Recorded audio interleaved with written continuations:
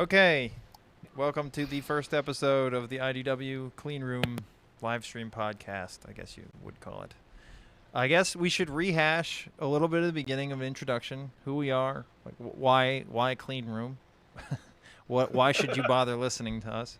Why clean room? Well, I want to get this out of the way to begin with. So a big part of this project is our desire to see the intellectual dark web grow without the celebrities, and we're going to talk a little bit about that later. So that's part of what this is. We all have been pretty involved with the subreddit, and now we're on the Discord, which thanks Joe for setting that up because it's really been helpful. The idea of the clean room is actually we were talking, and my initial thought was sort of like, I feel like I now have to create a clean room-like environment in order to have conversations about real ideas, which is really annoying.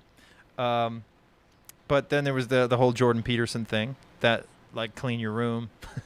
So that came in, clean room, and then Billy, he was like, it's like a caveman demand, clean room. So it's all of those things. It's sort of trying to create a place to talk about stuff, trying to keep track of ourselves and make sure we're doing everything, and to encourage everybody else to do the same thing. So that's the hope. Yeah. So I guess we'll start by going to this topic. So I have wanted to talk to people about my Black Lives Matter protest experience. It's been weeks now. It was like, I don't know, the beginning of June. I'm going to turn this off so we can actually see each other talking.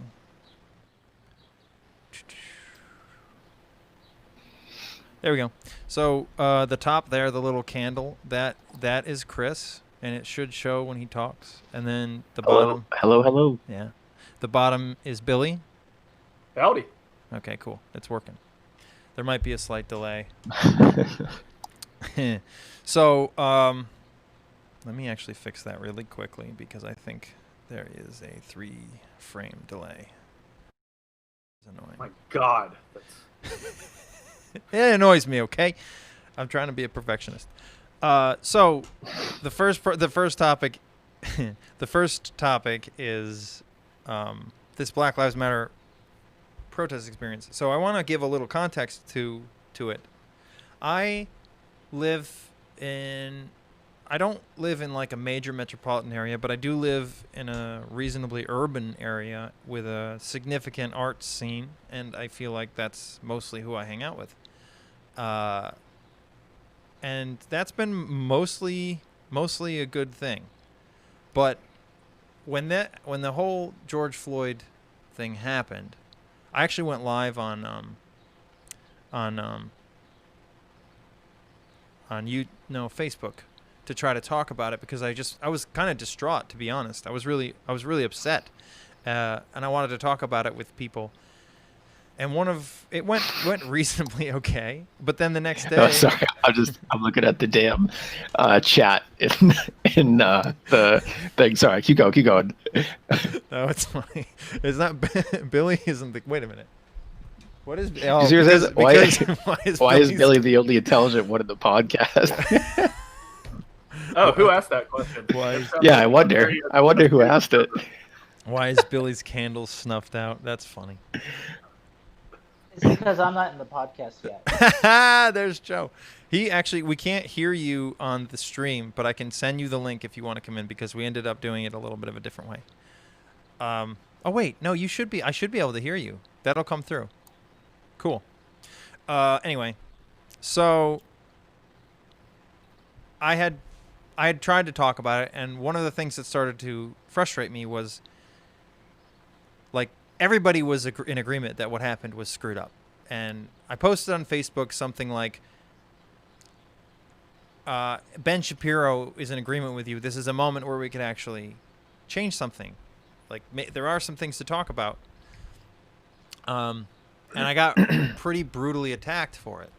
I got nervous, to be honest, because the person who attacked me is pretty influential in the area, and he's important in the lives of people I care about, and I did not want to put the people I care about whose livelihoods depend on their ability to do their work, where they would have to either defend me or not, and I just didn't want to do that. So I did end up handling it okay. I was like, let's talk off social media, and I just waited for him to say you're to admit that I was not a racist. But he basically told me that I should go to the protest, which I had been thinking about whether I wanted to or not for a lot of reasons, for COVID, for just like, am I there for a good reason? Am I going there because I'm like want to be a part of it, or am I going there? I don't know. I was thinking about it, but he said I should go and then just do whatever black people tell me to do.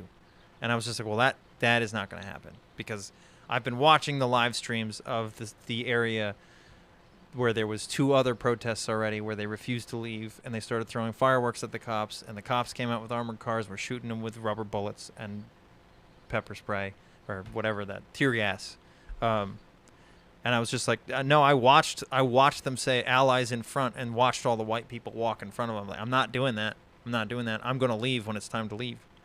So I didn't say that to him. I just kind of. But anyway, so I went to this protest because I had decided it is in my city. It's within walking distance. This is a significant thing happening in my country right now. I want to know what's going. I feel like I have somewhat of a responsibility to understand what's happening.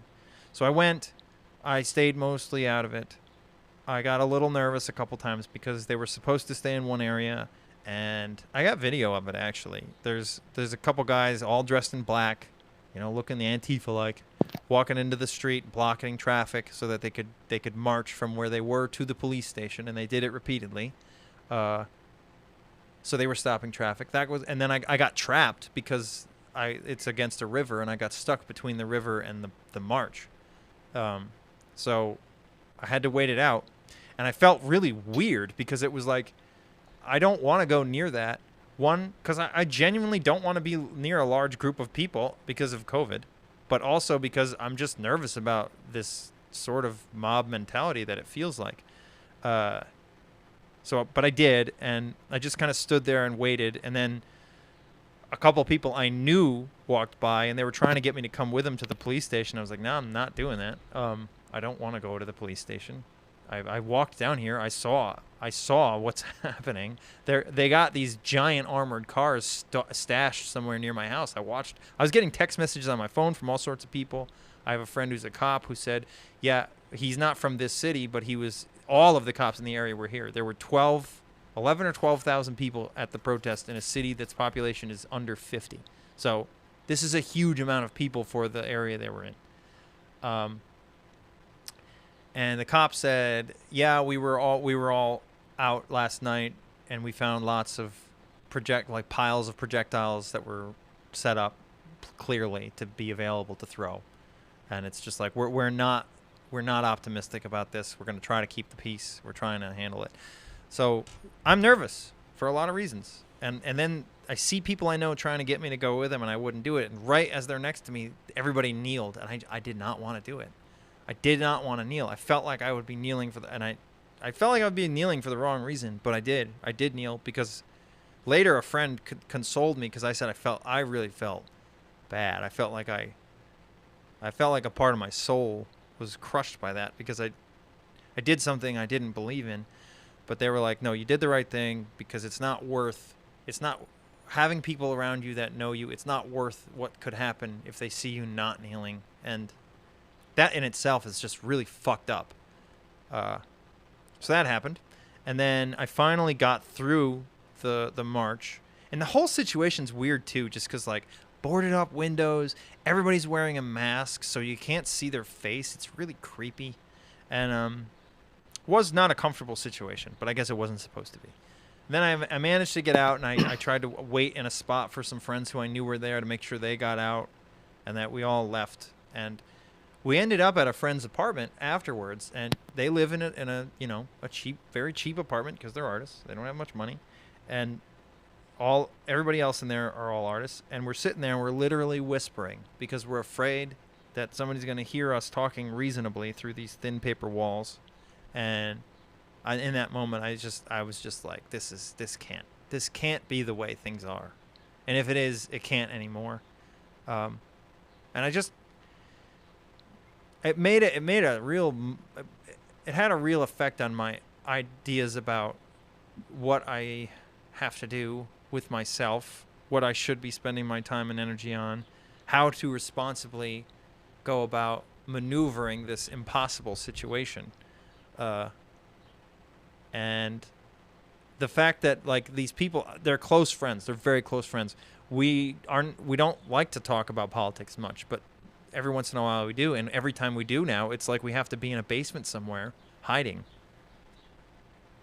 which is really uncomfortable because none of the stuff that we are saying is should be controversial. They're like, the other thing, like the very uncontroversial thing is, I think Black Lives Matter, but I don't like Black Lives Matter. I am anti-racism, but I don't believe in anti-racism. And why can't we say those things to our friends? Why has... There are people who I used to see regularly who now I feel like it will never... I still see them somewhat regularly. I'm working with them on some projects. But I feel like it will never go back to the way it was. I'll never be able to respond when they're saying things about politics. So yeah, that was my experience there. The other thing I wanted to say is the people who I did see there, the people who I knew, there were a lot of different people. There were Boogaloo boys there, which is like fucking stupid. And they had guns. Actually, I left out that part. When I finally went home, I tried to go home. I have to go up this big hill to get home. And I'm walking and I start going up the hill and then I see like 6 guys in fatigues with big guns. And I was just like, what the fuck is going on? And I get up closer, and there's a huge armored vehicle, and then another like SUV, and several cop cars, and all these cops out with riot. The fatigues guy were standing there blocking the road, and then there was guys in riot gear who were moving towards this parking garage. And I can send video of it. I'd reveal where I am though. But I walked by right as that was happening, and they were arresting these kids, young guys, white guys, who had brought weapons and were hiding in a parking garage. And I was like, well, part of me was like, well, cool. They managed to keep that from becoming a huge problem, which was good. But the attitude about everybody else was like, why the fuck do they need armored cars here? And I'm like, are you kidding me? You brought 12,000 people into this city. You're protesting the police who can't leave the police station should something happen. And you're upset that they spent their fucking energy making sure that you can do what you're doing? Fuck you. It was really fucking annoying. The other thing, too, is the police had brought tons and tons of pizza and bottles of water to give to the protesters. And they were They were like, if you take that, we see you. You're part of the problem. And it's just like, fuck you. You don't want a solution. It's a really annoying thing. And I know a lot of the people who were there. And I hate to say this because I really care about a lot of these people. But I know for a fact that in lockdown, they've done fucking nothing. They've done nothing. They've done nothing to improve themselves. They already had a problem of blaming the entire world for their shit. I'm going to swear. This is not for children. I'm sorry if you don't like where's swearing. We have now been demonetized. This video is this stream has been labeled not for children. It's R. But so that happened, and like I feel like fuck you. I actually walked past these guys. I stood there and I waited for a cop to give me his attention, and I said, I would like to go home. I have to walk past there. Is that okay? And he said, just stay on that side of the street. And I was like, okay, sir, we're done. I'm going home. And it's just like, I actually was around it. And it's a street I've walked on a million times. It was fucking weird to see what looks like military vehicles in my city. It was a bizarre feeling. But I was ultimately happy about it. And to complain about them making sure that the thing went peacefully, it fits in with the whole mental gymnastics that come with blaming the entire world for all of your problems. Yes, you're artists. It's a difficult job. I don't deny it. I've talked to you about it on my podcast a million times. It's what we talk about mostly. I'm really trying to help you guys. But you're not doing anything to help yourself. And there's people who I know who are doing things to help themselves, and they're getting shit on. Like we had a huge discussion. Like, should we post something on social media? Should we say nothing? Should we say something? And the ultimate decision was put up something very not controversial and then get off social media, and it seems to have worked reasonably. But there's always the fear. There's a lot of people saying, "We see you not posting, white people.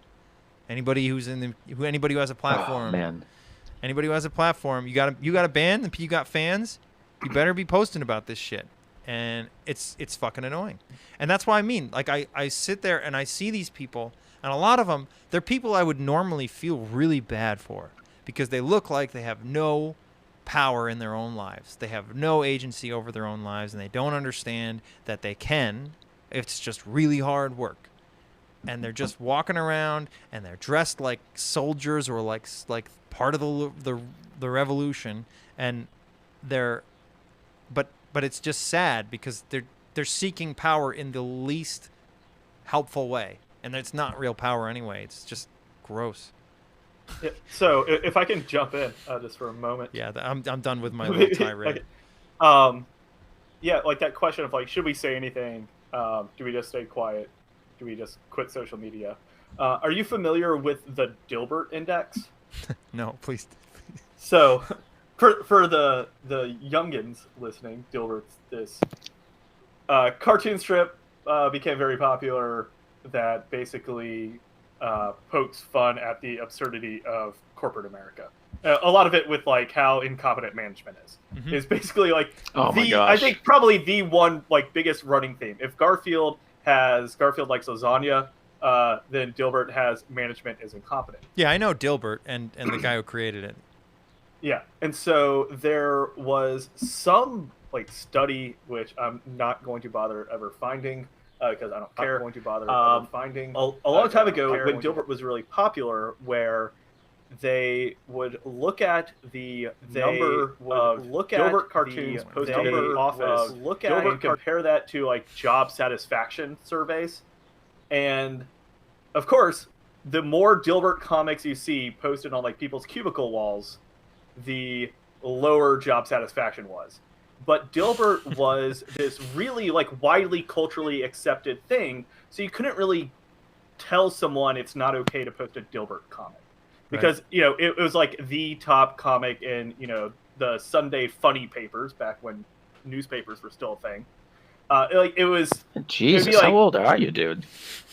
I'm pretty old. I'm like at least 300. But... How is Nietzsche? Yeah, I mean, like Dilbert, Drew Carey always had a Dilbert thing on his desk in the Drew Carey show. I'm old. Yeah. And so what I think maybe it sounds like you were like possibly looking for, it's like, what's this way that you can signal I'm not okay with, the way that this is going, but in a way that other people can't immediately jump on you for. Yeah. Right? But I don't know to what extent we have those other than like, I mean, right now, if you were to post something positive about Harry Potter and be like, oh yeah, I just binged the Harry Potter series again because I'm bored during COVID. But like, oh, we kind of know what's happening with like J.K. Rowling and she's like on the wrong side of wokeness. Like, wait, is this person trying to signal something by saying, yeah, I still really love Harry Potter? Or, I think John McWhorter is a really important linguist. But we kind of know where he's coming down on some other issues. So something that's like very culturally accepted, where it's hard to, really beat up somebody for liking it, but which kind of signals that you're in this, heterodox atmosphere. Be like, maybe like, yeah, I really like Kanye. Sort of like after he put, his MAGA hat is a like superhero costume type thing out. Yeah. Like, I bet if you start posting Kanye stuff to your Facebook page, it's sort of that little subtle thing that lets other people kind of be like, literally, actually, probably what the media would call a dog whistle, right? Yeah. I asked on Facebook, I asked why was the reaction so different between, like comparing Eric Garner's murder to George Floyd's. I asked why was the reaction so different, and people got so mad at me. I asked in this, I asked in a couple different places, but I mean, yeah, like you know, I got called white privileged, you know, and all that. And somebody, a black friend of mine, like private messaged me, was like, dude, like, you can't ask this stuff. Like, people will like put you on a list or whatever. Wait, did he actually agree with the question and was just telling you how other people would see it, or is he telling you not to ask? He's Like, basically was he the telling me person like, putting you on the list? no, he wouldn't do that. But like So warning, not a threat. Yeah. Okay. Going back to the protest, though, I wanted to ask two questions. One, how long were you there for? Two, was there any positives you took away from it? I was there. Man, it's really hard to gauge time, to be honest, because like. Yeah, I can only imagine being in all that freaking chaos. Yeah. I walked like, man.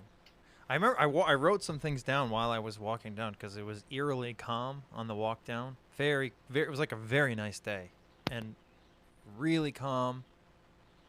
I'm trying to remember. The original plan was just to go and see it from afar, and then I got there and was like, okay, I guess I should. Seems pretty peaceful. I'm gonna walk down, and I walked down. I saw the police. I had to walk past the police department, and I was really tempted to go over and talk to them, but I was like, do not approach those people right now. And I walked down, and then I went down. You were gonna talk to the cops? I wanted to, yeah, but I didn't. I did not. I would say maybe. Actually, I can probably figure it out because the protest started at like 1 or 2. I was there for like 5 hours. Really? Wow. Some of it, there was at least maybe let's say 3.5, and then an hour and a half was at my friend's apartment. I think that might be like a close. It felt like forever. It didn't. Yeah. Did you get anything positive out of it? No. Really? No. I don't. It is think, kind of hard to. I don't like, think I could have. Like, I'm not saying nothing positive happened. Here's the positive. No one got hurt. The cops took care of the people who were a problem. I don't think I was in a state where I could have experienced anything positive because I was too worried about. My biggest fear in life is when things turn into a mob. I don't know if you've ever seen it happen. It's terrifying. It's not. It's like watching people go mad in real time, and it's just you don't know what a mob can do. They don't know what they can do. They're not themselves. You don't know what they're gonna do. Yeah. So I was in a nervous state, but also just I had gone to it like with all of these concerns about what I am and am not allowed to say or do. So how could I possibly have had anything but a negative experience there unless I was somebody who was just 100% in? Yeah. Or if you didn't actually end up feeling pressured, right? Like, to be fair, there's a fair amount of that might have been self-imposed. To be honest, like that's definitely probably true in at least a little bit. Yeah, but you could have had a positive experience if you went in and were, say, surprised by the atmosphere. Like if it did not have that same atmosphere, right? Probably. Like there's a theoretical like alternative way that this, like the mood of the protest could have been, where it didn't have that sort of like join or die mood to it. Where it's like, oh, if say when the the cops were offering pizza and water rather than saying like, if you take it we see you, if the group had just been like, oh cool, this is maybe not all cops are bastards. Maybe like these people who are reaching out trying to support us actually support us, and that's what we want. And so like if you had seen that, then I would imagine, a lot of your experience would have been colored. Yeah. If they're like going up and like shaking hands with cops, I'm sure you would have like felt a little bit better, maybe. I think I would have felt better had I deleted social media a week earlier. Because I deleted social media after that off my phone. Because Really? Yeah, because like seeing people I know, care about, and respect posting things on their Instagram stories that are just absurd makes me feel nervous, because it's like, I know you people, I know you're better than this. If you're like this, I'm assuming at least 50% of these people are not. And that's really concerning to me. Mm. That's too bad that you got nothing positive out of it, though, especially because you were like recommended to go. Well, I was not recommended to go. Oh. I was told it would be an ethical mistake not to go, which only made Yeah. me question going even more, to be honest. Because I was really, in my head, I kept thinking, like, there's a part of me that's like, this is glorious that this is happening, and I'm here and I can go to it, and like, I want to be a part of it. And I was like, that's not good reason to go. You got to get rid of that in yourself if you're going to go. That's not a good reason. And then I had a thought like, well, are you going because you're scared of not going? Because that's not a good reason to go either. And I eventually came to, no, this, like, we had been hearing about this. There was a bunch of protests in my area. There's 3 main cities. This was the one that everybody said was going to be the big one. It's right down the road. It was the big one. I'm very glad it went peacefully. I guess I can say I that's my positive take is it went peacefully, but it's tainted by the fact that I know that the next day and the next week and the next month, it was just like the success of it was seen as not a success, because it's almost like the only success would have been had the police done something terribly wrong and everybody rioted. I mean, I don't know. It's not. I don't know how the people who complained about police giving out pizza would have been appeased. What do you want? Yeah. The other thing too was like the guy who attacked me for a while was just another reason I deleted social media off my phone. He was tagging me in posts, like just tagging me in things, pictures of bricks and cops. And I once was the only time I responded. I was like, oh wow, that's crazy, because it was a picture of a cop car and bricks, and I was like, well, how do we know that the cops aren't removing the bricks? And he was like, dude, you know better. And I was like, well, that's not an answer. I'm pretty sure they probably were removing the bricks. I find it hard to believe. If I'm wrong, then I'm really wrong about a lot of things, and that's possible. But the cops are not only planting the bricks, but they allow themselves to be photographed planting the bricks. And they want to get them thrown out so they can shoot people. I don't know. I know. I'm so confused. Like they're using the bricks to throw through the friggin' cops' windshields. What are they? But the cops are dropping them off. Mm-hmm. That is the theory. It's a bad theory. Interesting. I'm pretty sure It's sort of like a false flag type.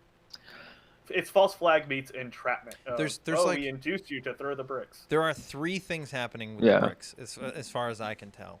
1, there are just bricks places because of construction.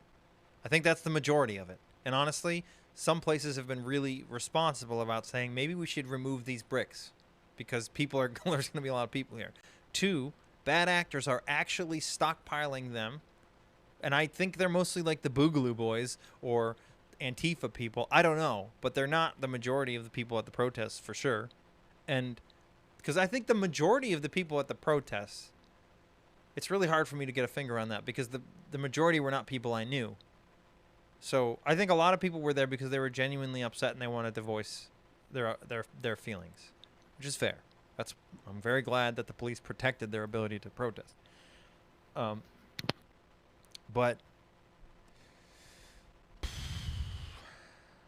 it's really hard to tell. I do feel like a lot of people were there for good reasons. I saw a lot of people there with their kids, which I don't know how I feel about that. I wouldn't do it personally, but it is a historic moment. You live there. Maybe I don't know. I can't hear you guys anymore. Are you still there? Yep. Okay. Yeah, I muted myself so you can't hear my mouth breathing or something. I like your mouth breathing. But yeah, so that was okay. that was my experience. There was some talk between us about how just a little bit of shock at how some of the people we're close to have handled this, and I've talked about it. I'm not going to do it on this stream because I don't want to. I mean, I doubt anybody would ever find this, but just some people I know are doing some things that are just like, that is a mistake. That is a mistake. Don't give out discounts because people buy white fragility. That's not a good idea. It's a bad idea. You're gonna get canceled. You're white. And other people, here's a situation. This is a really complicated situation, and it's not a big deal, but it illustrates something. My girlfriend was on Facebook, and somebody posted about something like, there's something apparently about doctors who think that women in general, they treat women as though they have a higher pain tolerance, which might be true, but it's still not something you should assume. But they said that they treat women, black women especially, that way. And it's like, maybe that's true. That's worth talking about. And my girlfriend, who's way more liberal than me, said, I knew about that. I've experienced it myself. I didn't know that it was worse for black people. This is crazy. It's interesting. I didn't know this. And she had a good back and forth with a black woman who was saying, like, yeah, this is real. I'm telling, like, and it was a good conversation. This other woman comes in. Yes, she was black. Doesn't matter. And she said something like, she basically accused my girlfriend of being racist for not already having known that. And we were we were talking about it. We were talking about that situation and how the other woman who she was originally talking to actually stood up for her. And I was telling this to a friend. And this friend said, "What, like, was she, what was she black?" And my head was like, "Why does that fucking matter? It doesn't change. Like, why does it matter? Like, it's an absurd thing to say that you're racist. It doesn't matter if you're black. If you're black and you say it's racist to not know something that you don't know, that's absurd. Whether you're black or white, it's an insane thing to say." Somebody asked a question. Thoughts on widespread police brutality? I think that there's some, like, I'm a big fan of Campaign Zero. I don't know if you guys have ever looked up that. I think they've been saying it for a while. They have some good ideas. I personally think. What was the question? They just said thoughts on widespread police. I'll put it on screen. I can do that. I'm gonna have to make you guys disappear though. Thoughts on widespread police brutality? Yes. I'm against it.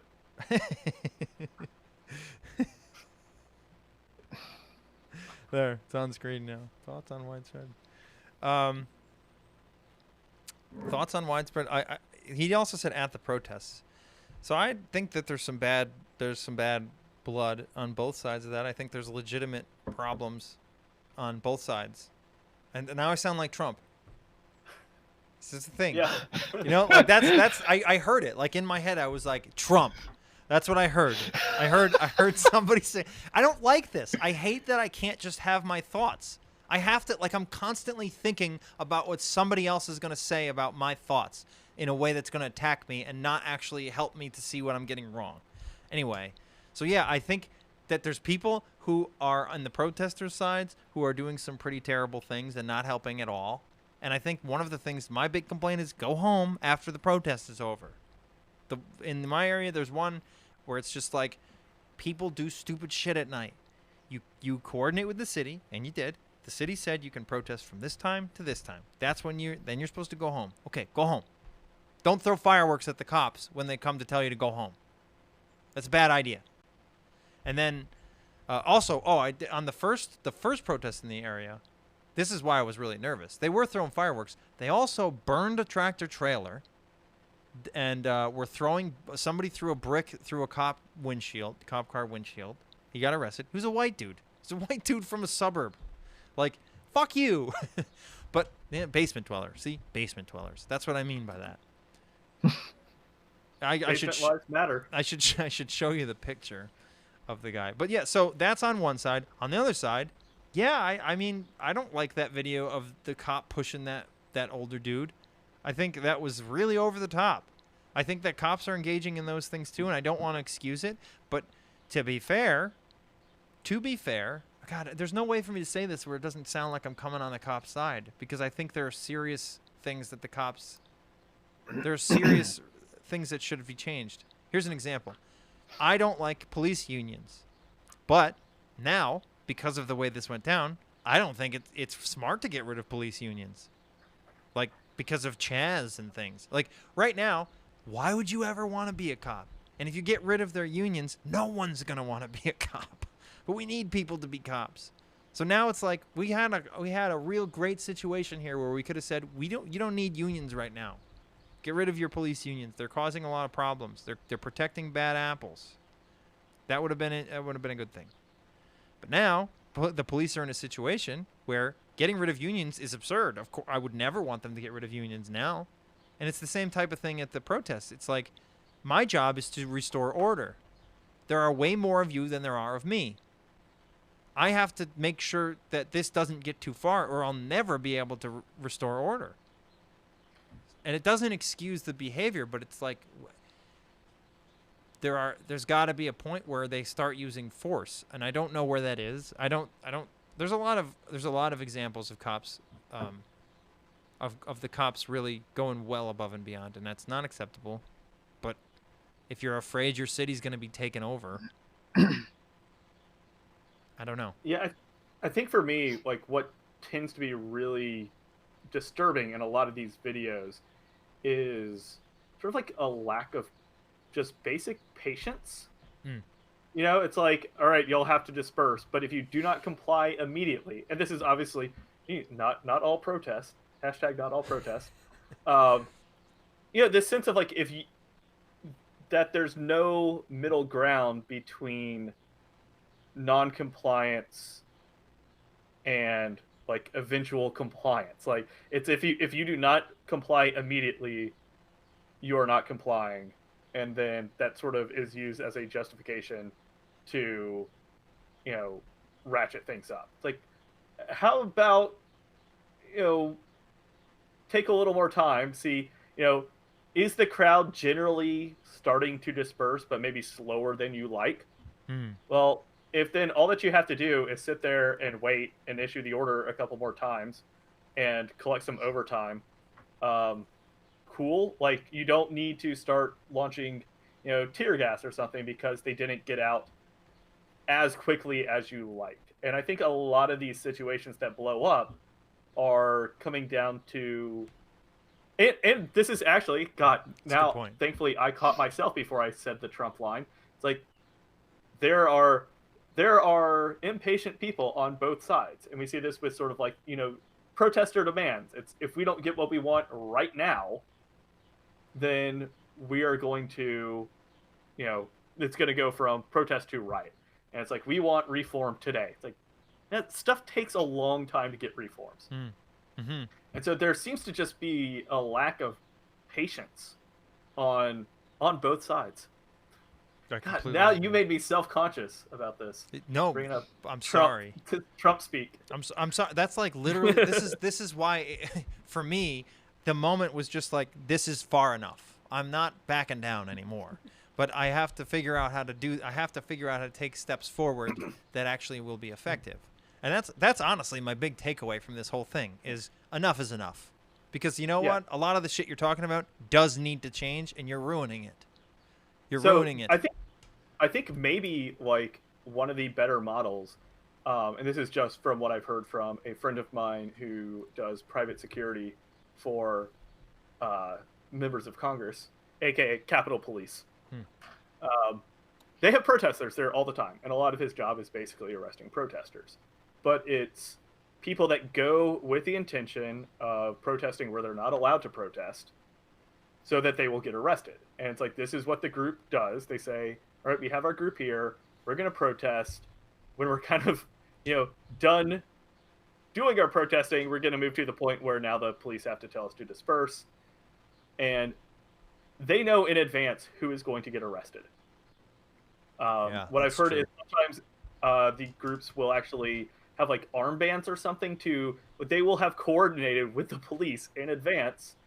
Hey, these people at the end of this, they want to be arrested, you know, for if they're trying to get their individual street cred up or draw attention to the movement, whatever, you know, like get arrested for the cause, which I think is, you know, a legitimate thing to do. But, you know, the Capitol Police are not like rushing in to remove people.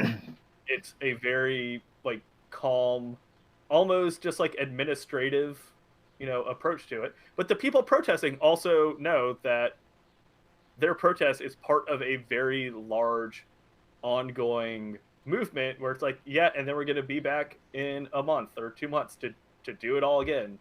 And they're not expecting immediate change. It's part of an ongoing process. And then you have like the cops there are not just like, they understand the situation. Like, we're going to communicate with you. Hey, if you don't get off the steps of the building and we ask you 3 times, you're going to be arrested. And they're like, do you understand that you're going to be arrested? They're like, yes. It's like, you know what that means? Like, yes. Okay. Well, now you're arrested. And it's like that seems, you know, that's maybe like a little absurd in sort of how just like it's a bureaucratic process almost, but I think we do need more of that just instinct towards patience.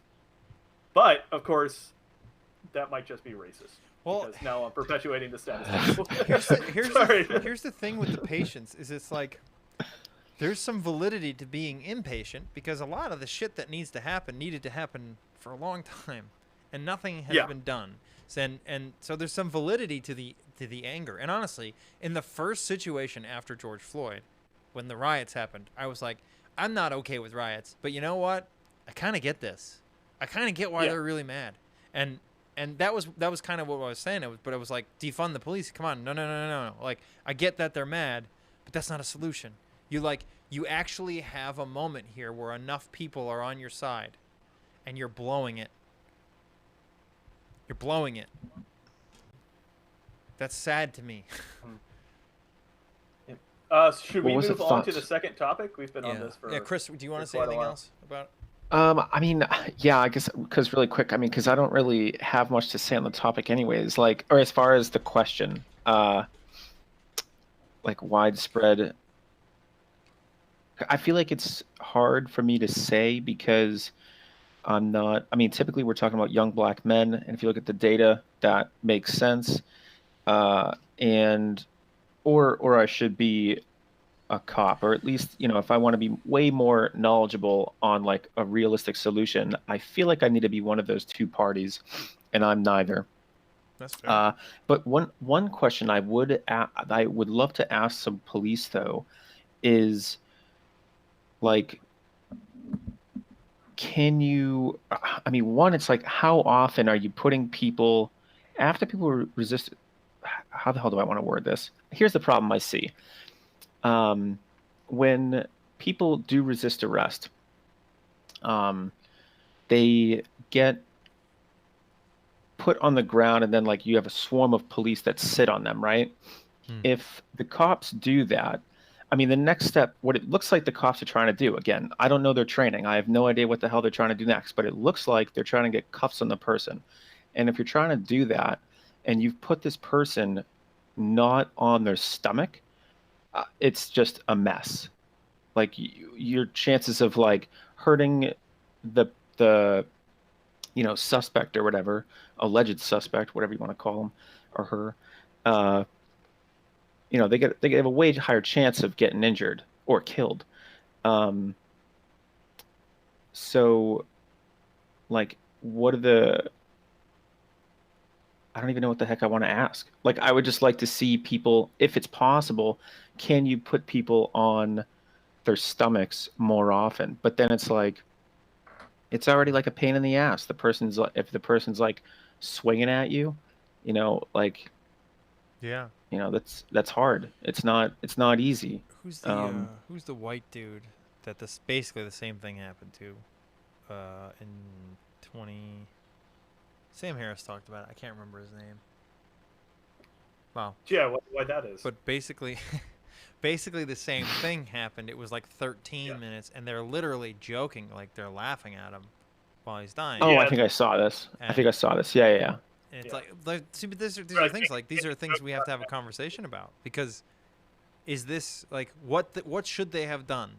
Because Tony Timpa, somebody said it in the comments. That's his name. Yeah.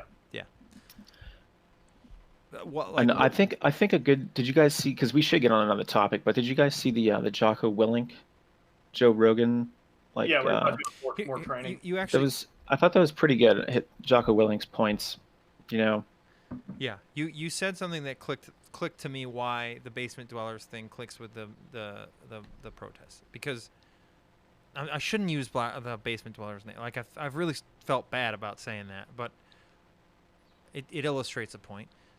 The thing is, why, like, those are the conversations that should have been had. Like, what kind of restraints are acceptable? I didn't hear anybody bring up. No, I know, but that's George Floyd resisted arrest. But that's right. But my point is, if there was actually a desire to fix this problem, there are certain questions that would be asked, and they're not. And that's the same way I feel about the people who were there, who I know. And it's like, you complain about a lot of things, but you're not asking any questions about how to make it better. And it's a very similar attitude of just, it's a lot easier to just say because everything is wrong and I'm a victim. Yeah. The most annoying part of it for me in general with a lot of these things is like people's lives really are impacted by this shit. And as long as you have like these dumb, nonsensical solutions like that don't change anything, like you're not going to get any change, you know? As soon as we have another year where there's zero COVID-19, there's going to be, just like the trend has been, there's going to be another year of about 220 black people that are killed by cops. That's just specifically what I said. I don't know. I'm not talking about like race, but just cops. That's the statistic I saw. You know, like I mean, hey, maybe the solutions that they have come up with will help. I hope they do. That'd be terrific. But I don't know. I'm kind of skeptical. I am too. So I think one thing that might help to make these conversations a little more grounded would be if we all saw like a live training exercise of police trying to restrain somebody that was non-compliant. That's a really good point. Approaching it from different ways and looking at, you'll see like, well, why do they have, 3 or 4 people on top of this guy? It's like, well, we saw that in Atlanta with, it turns out one person trying to fight off 2 police officers can do it.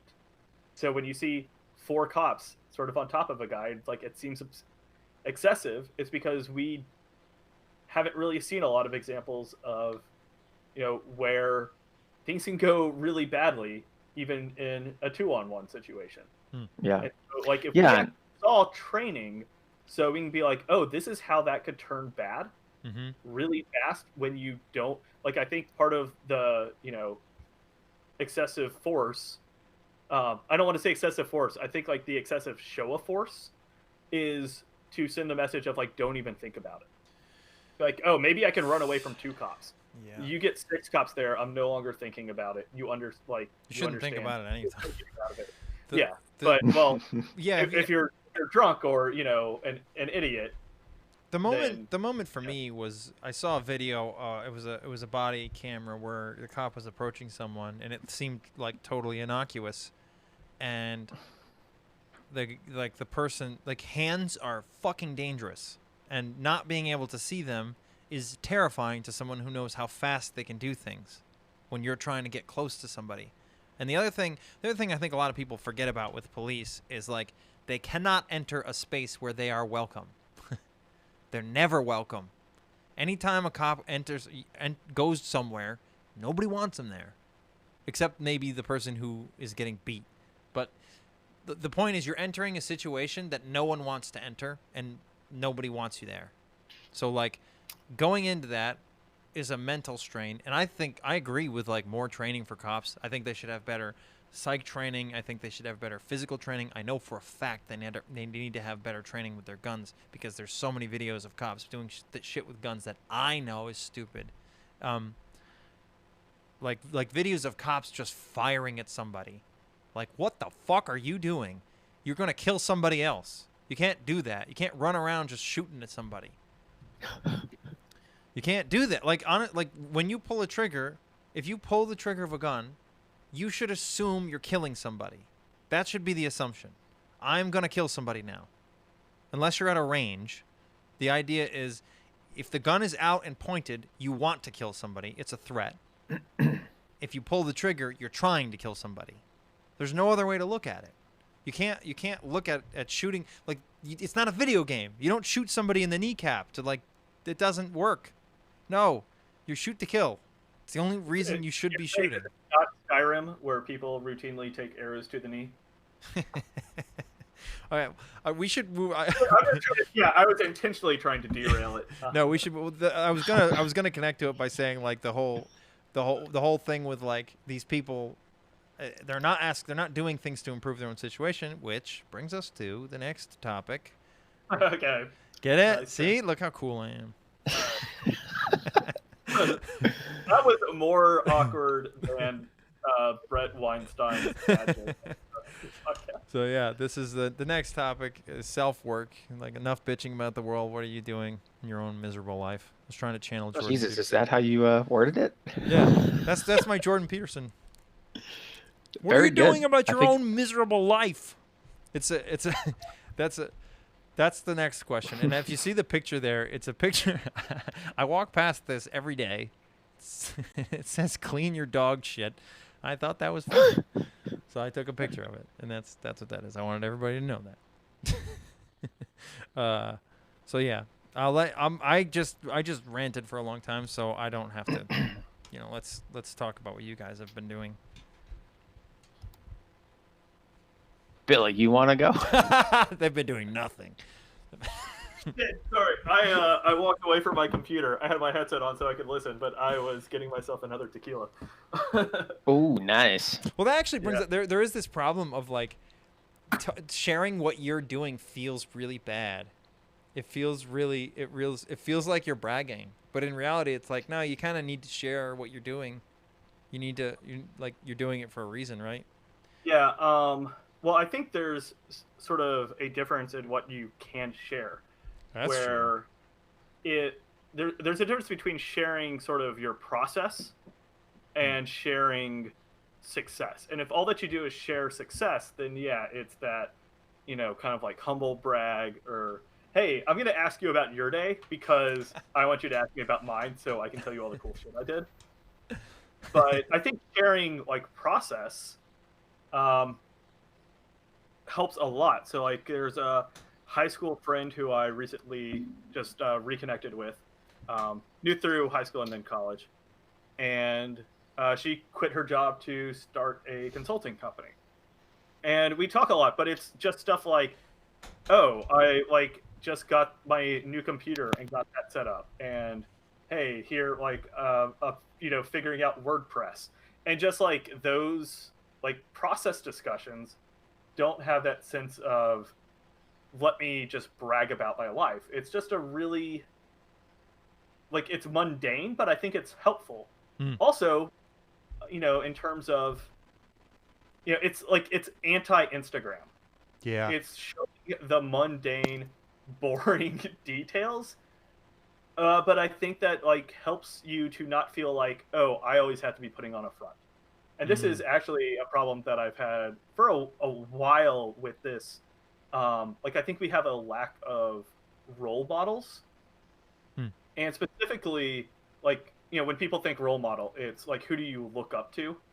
But what I mean is we don't have people who are actually modeling the role in terms of telling us what actually goes into this on a day-to-day basis, right? And I think just more talk about just what are you doing on this project, even if it's not glamorous or whatever. It's, hey, I made this one little step, and just sharing those things helps to pull people back to a more grounded conversation where it's not only let me share my successes.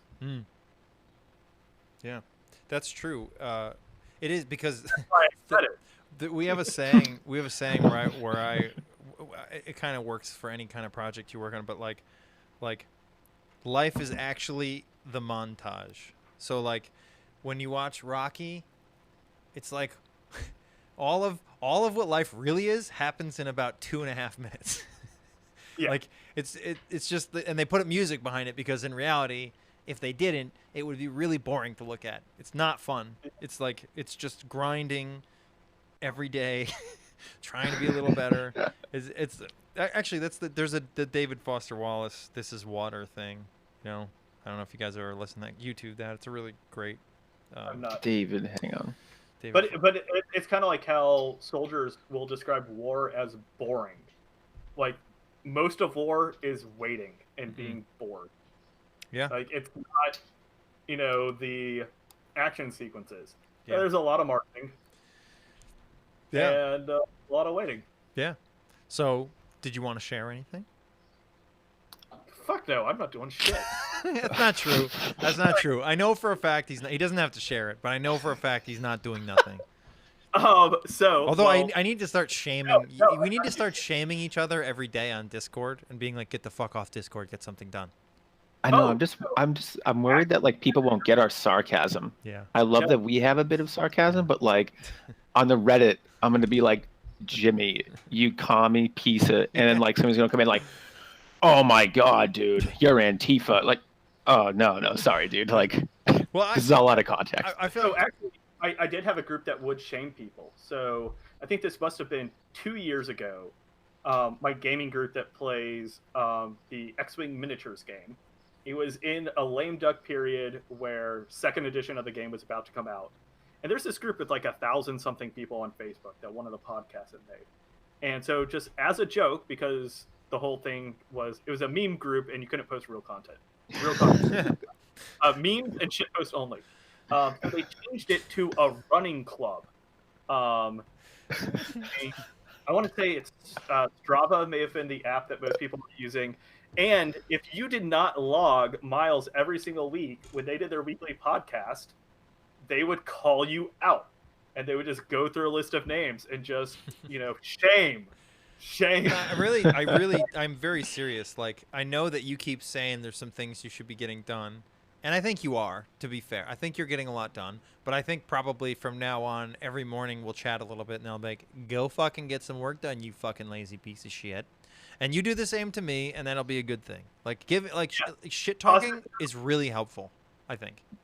Yeah, and I think we maybe lose out a lot on like positive peer pressure.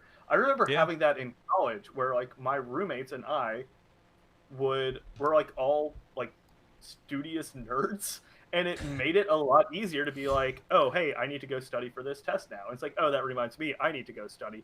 And there was never any pushback against it of like, no, just like come out and play. It was after like the little Pac-Man thing that you could plug right into your TV came out. Like, that's what we were playing. Atari? No. It's a standalone Pac-Man thing. But we're never just like, how old are you?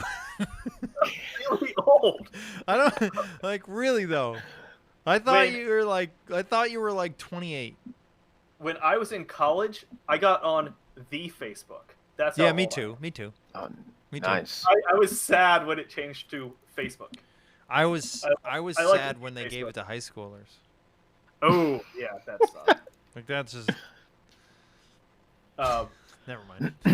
But yeah, having that like that positive reinforcement, sort of peer pressure, of just like, hey, like, why are you talking to me on Discord for an hour? And potentially also, I don't know if it would make sense. Like, I think we've talked a little bit about like creating schedules, which I'm bad at, but just like, hey, I know you set aside these 3 hours today to work on this project, and I'm not talking to you during them. No, that's a good idea. I'm not going to enable your. That's a good idea. We should do that, and push each other. Because like honestly, that's been so helpful. I actually am taking a writing class, and one of the things the guy told me to do, he's like I think it would be helpful for you to just write the same time every day, so your brain gets into like, oh, that's what you're doing right now. So yeah. I didn't do that today. Like I got a lot of work done at work, like between 5:30 a.m. and 8, but then I did nothing, and I went for a run. I guess that counts as something, but yeah, definitely. And having space helps too. Having right? what? Like, this is like the space that I work in. Yeah. Right. Like if you are able to do that at home, you have like, here's my goofing off space, but when I go sit in this other chair, leave your cell phone behind and just get into that mindset. Not that I'm actually I don't do it enough anymore, but meditating helps. I used to meditate every single morning, at least 15 minutes, and that was really helpful because you do like it's just to start the day off from this point of being conscious of what you're doing is really helpful because you realize how quickly you get into just being unconscious about everything you're doing, and you're just immediately checking your phone, and it's awful. And then the lockdown was even worse for that. It was really hard to. I downloaded stupid games on my phone in the lockdown, and I'm embarrassed by that because they're stupid. I just in like the past 2 or 3 days I started playing Skyrim again. No, And I'm I talking feel like bad stupid about it. smartphone games, like dumb, stupid smartphone games. Yeah. And I mean, I've done that too. And then eventually I'm like, 100 hours into this game, and I'm just like, what the fuck am I doing with my life? And one of the, like I hate, sorry, I'm sure they have very good intentions, but like the motivate me, or get motivated subreddit, like I find all those things like just trite and non-motivating. But there was someone, probably IDW person, that talked about, the stuff you spend your time on is what you get better at. That's true. And that mindset of just like, well, how much do I really care about getting better at Skyrim? Not a lot. A lot, apparently. Apparently a lot. Like, now, how much do I care about getting better at playing Slay the Spire? Like, actually, I find, like, I'm really into gaming, and, like, I do consulting for a gaming company, and so, like, I don't feel quite so bad about it, but, like, I actually find this game really interesting, and I find the way that the strategy works very interesting. So I'm actually more okay putting in time on that because I understand that it's engaging like a certain logical process, problem-solving thing where I'm like, okay, that's not quite so bad. But it's like, how good do I need to be at West Wing trivia when I go to rewatch the entire season for the 4th time? Like, maybe I've seen it enough. Yeah. I don't need to get better at that. So that idea of you, and actually, ironically, it's Skyrim uses that system where the more you use a skill, the better you get at it. But yeah, it's you get better at the stuff you put time into. You don't get better at the stuff you don't.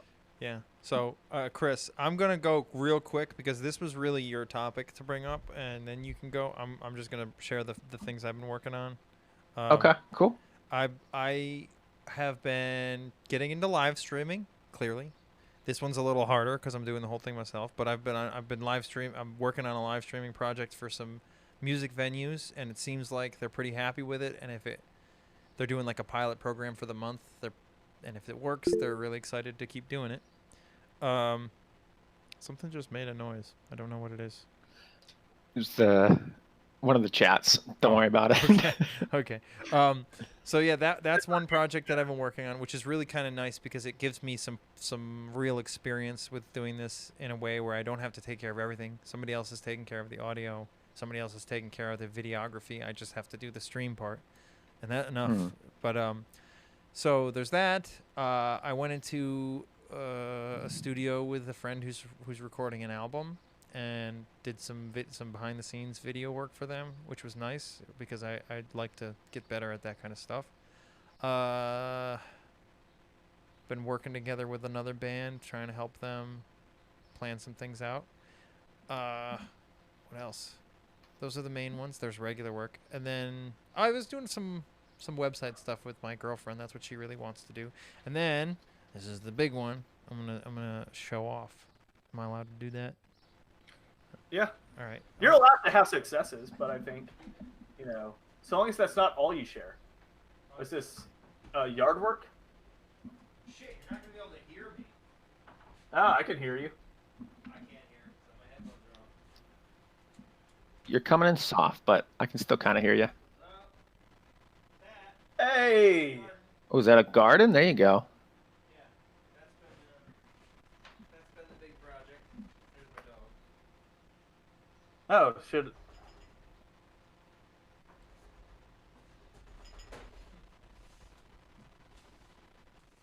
And now we're going to be able to put our Reddit internet sleuths on the on the case, and we're gonna triangulate your position.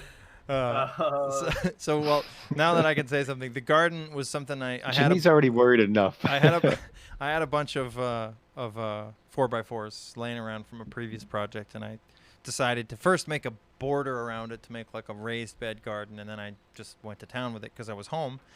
It kind of was a project for my girlfriend because she is. Our stream's interrupted. Huh. YouTube is not receiving enough video. Okay, well, hopefully it gets corrected.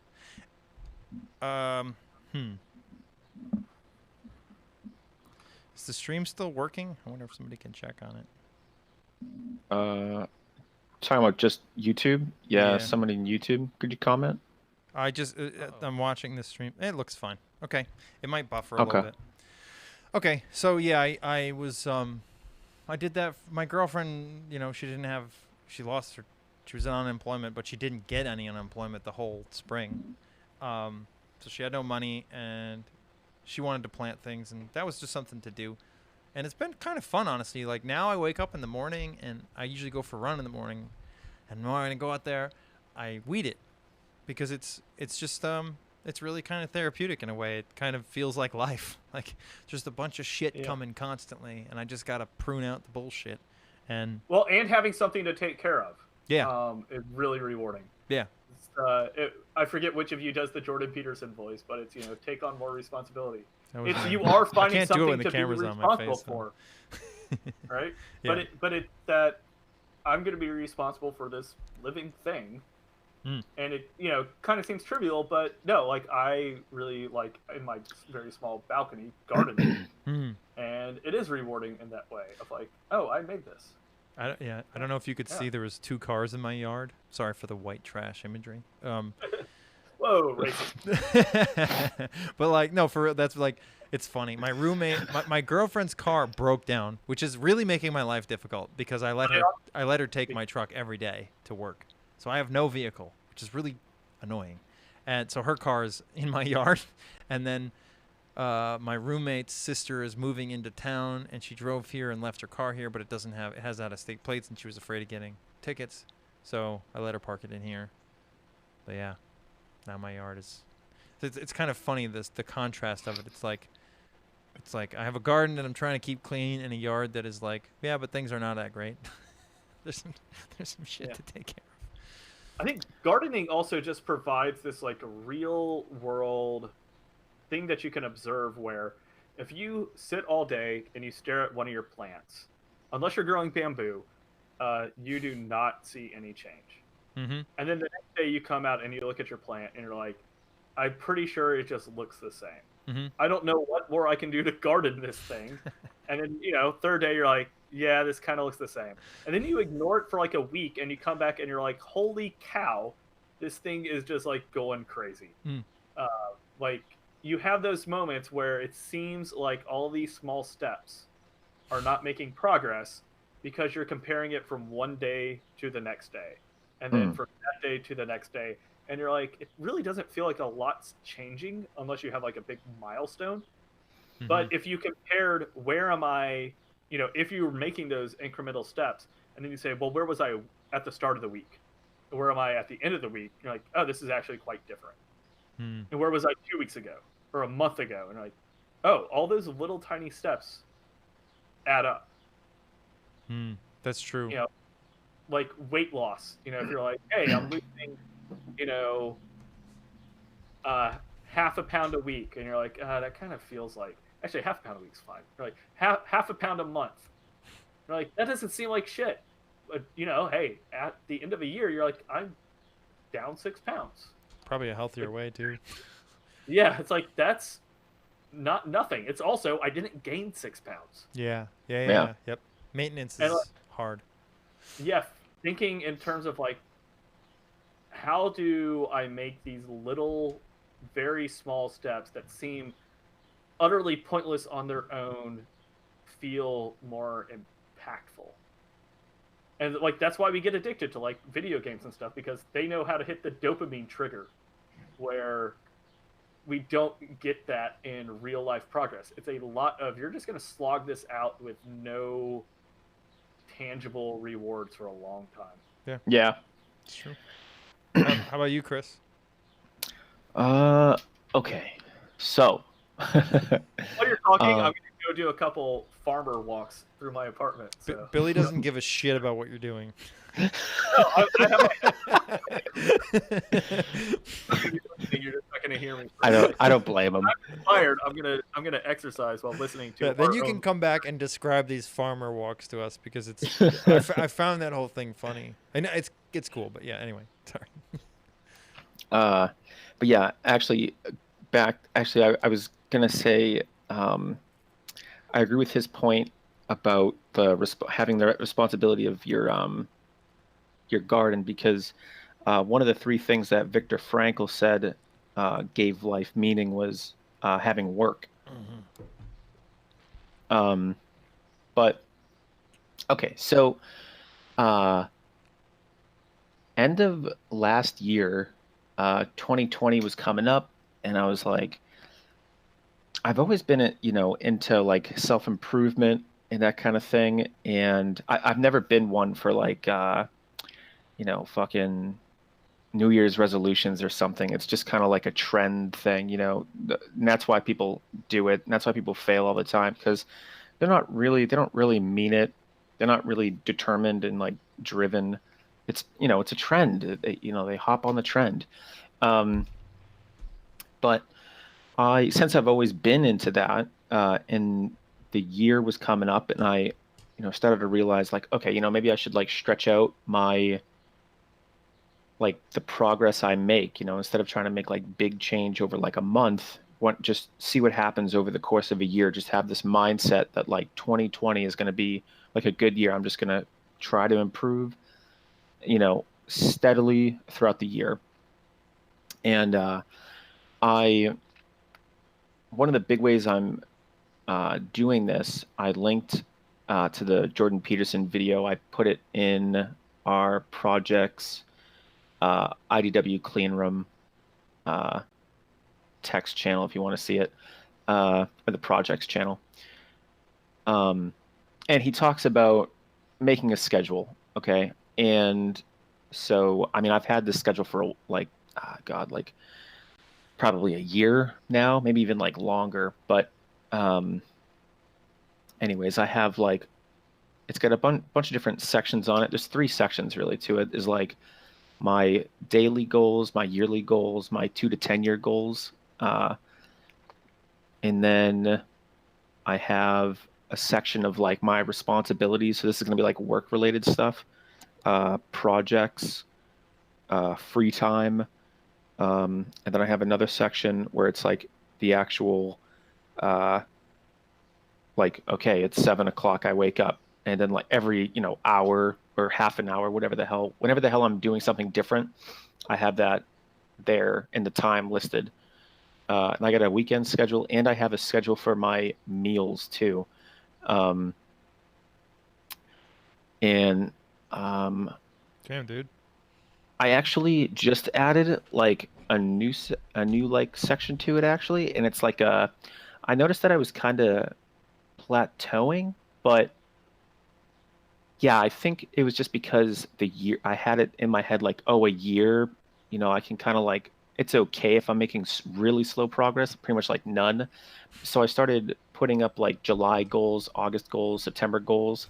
So like one of the things in like all of these is to play like less and less video games throughout the rest of the year, for example. So I have like a max 2 hours a day, 1.5 hours a day, 1 hour a day.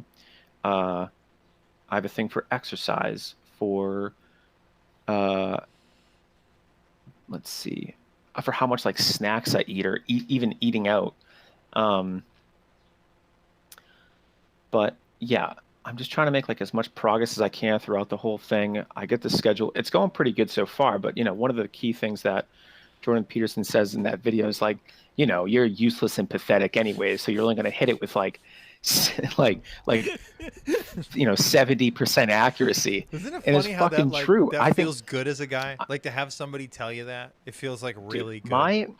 Look, yeah, you guys were saying like that, like you didn't call it like tough love kind of thing, but like me and my brother, like anytime we're like complaining about something fucking stupid, we always just say like, dude, stop being a little bitch.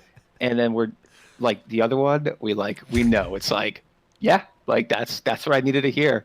Fucking back on track. But like, I think I have yet to have a day this year, but then again, I have been like switching it up a little bit and making small adjustments where I've hit this schedule like everything I'm supposed to do, like to the hour, I think I have yet to hit it with 100% accuracy. Although the last time I changed it was like 2 weeks ago, but it's still. That's like a good thing though. Like that's what. This is such an. I still infuriating do thing. like pretty good though. I still do pretty good though. Yeah, but like it's And actually the better that you're monthly not goal? reaching it. The monthly goals is really helpful. I find yeah. that to be really helpful because I can Agreed. set like maxes and mins on stuff. Like this says exercise 3 times a week. I'm trying to fix my sleep schedule right now. And while I try to fix sleep schedule, I'm not going to exercise. But when I get my sleep schedule back on track in like hopefully another week or two, I'll get back to exercising. But this is really fun. Yeah. This is try really, the farmer. you should try the farmer walk. And it's actually like I think the easiest way to describe it is What an entry. I can't do it. That's a segue and a half. Like that's. But pick up the heaviest weight you can and carry it as far as you can. Okay, Jordan. Is that what your farmer's Pick thinking? up a load. Carry No, it as it's far as you just can. like, grab something heavy and just carry it. You're gonna have giant forearms, dude.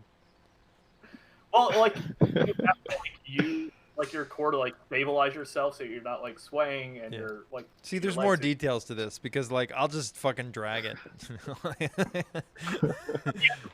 You have to carry it with your hands. Yeah. But it's just pick up something heavy and go. That's very Jordan Peterson of you. Pick up the heaviest thing you can. Carry it. There you go. I cannot do. Yeah, that's sort of. Mine comes out like Kermit the Frog if I do that. That's accurate. That's pretty good. Yeah, I can pick do up John a load. But in some though, know that I'm doing John McWhorter because he just sounds very. You are John McWhorter secretly. Like you've been putting on digital white face. I'm sorry. I can't make these jokes in most areas of my life. Well, it's white voice. So this is sorry. What John McWhorter sounds so like. is that okay or no? You talk white. Standard English, which I wish there wasn't a standard English. If I could go back and change one thing, it might be that we don't have standard languages. Yeah. That sounds like McWhorter. Yeah, that's my McWhorter. Yeah. That's pretty good. I want to respond to Chris because there's something very interesting about what you're describing. Because, so when I was 18, 20, like in college, I was fucking huge. I was a giant fat piece of shit. I was like, really? I was like 300 pounds, over 300 pounds. Shit. And then, I had some bad shit happen to me, and I decided, fuck this. I'm not gonna be this way anymore. And I like, to my credit, I lost 150 pounds at one point. That's the lowest I got. Damn, dude. Which was That's way crazy. too skinny. Like, oh really? It was like not good. I was passing out in the shower, and I was pissed off all Jesus, the time. Dude. It wasn't like I lived both extremes, and yeah. in like a 2 or 3 year time period, like I was really, really fat, and then really, really thin and obsessive. Like I remember on my birthday, all I wanted was a donut, and then I ate a donut and I threw a fit. Like really? that's how fucking stupid I was. Like it was just, and my girlfriend told me when very interesting, Jimmy. Yeah. Joe, hey, welcome. It also makes sense because I always thought you sounded like you used to be fat. my legs look like I used to be fat. Wow. Like, you know how you can tell if a guy used to be fat? If he has really nice calves.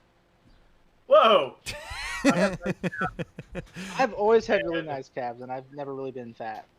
Well, Yeah. so here's what I want to say about that is like, it went from excess laziness and doing nothing and like being depressed to excess anxiety and doing everything and being obsessed.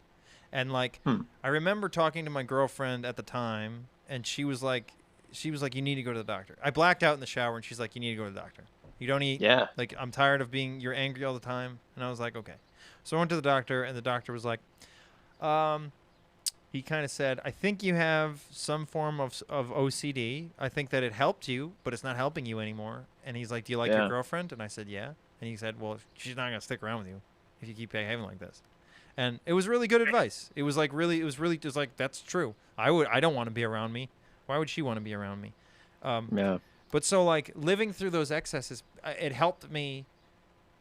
It took time. It took a lot of time because I would go back and forth between severes, but it taught me the value of like what you're saying, like, because for a while it was like go to the gym every day or you are the worst person in the world.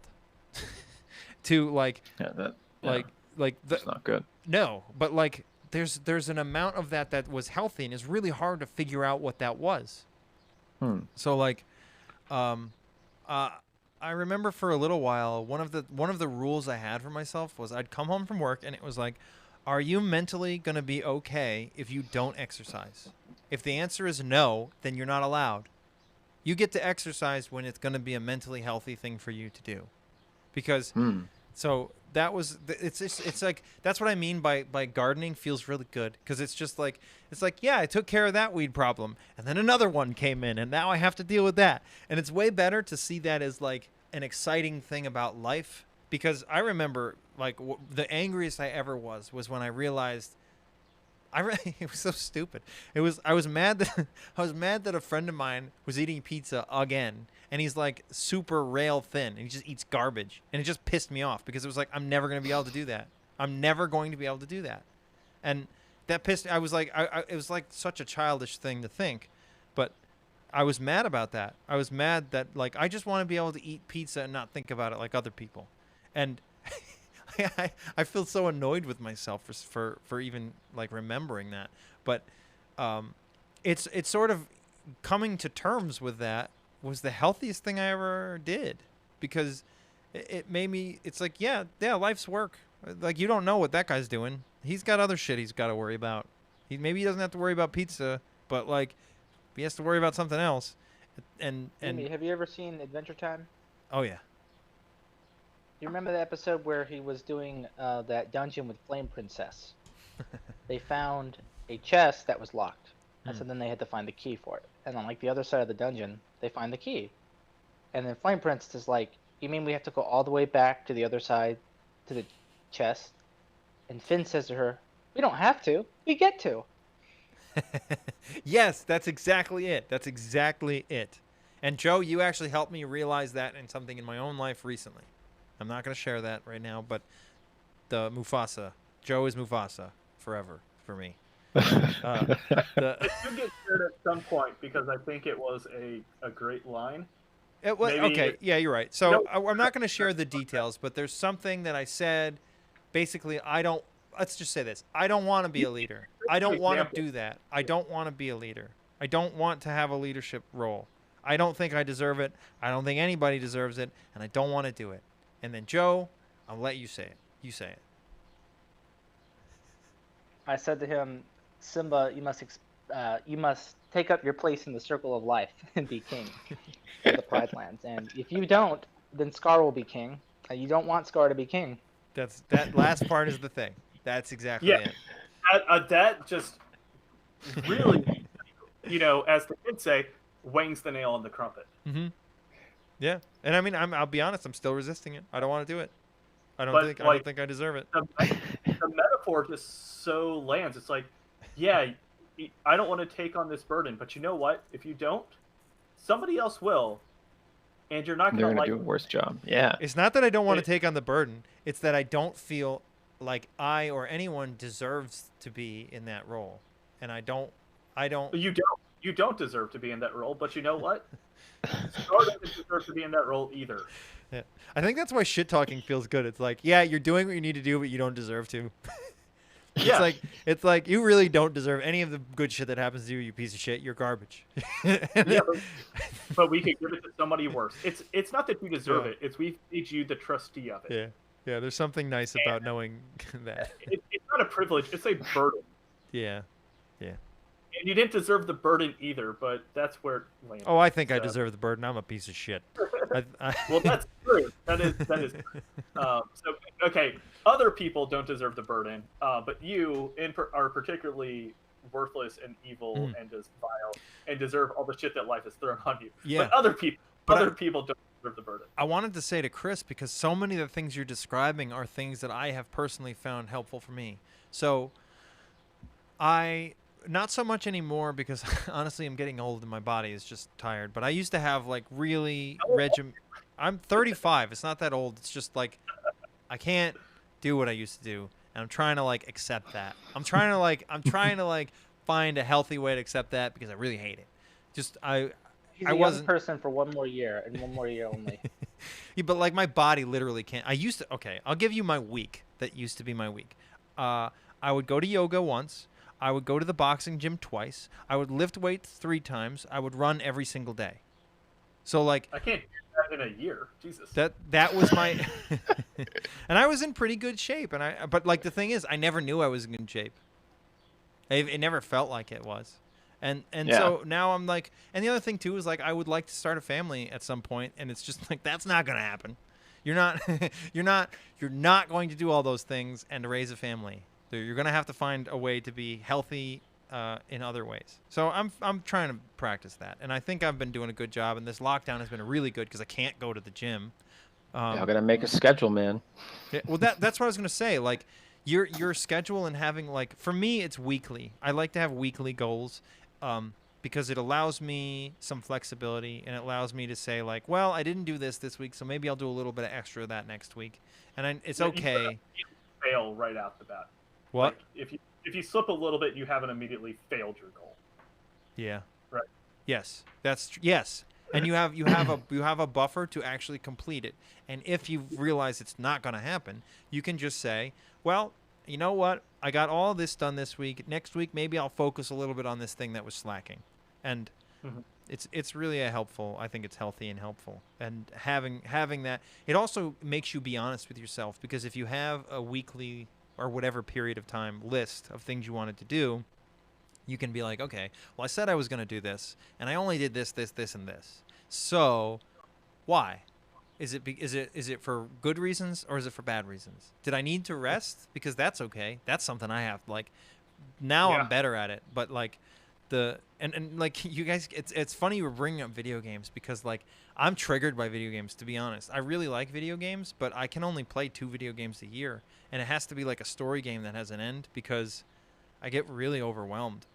And that's like my own limitation. I have no problem with video games. I think they're great. It's just certain things trigger me. Like I can't. My girlfriend thinks this is funny. Jeopardy and Wheel of Fortune trigger the fuck out of me because what? Yes.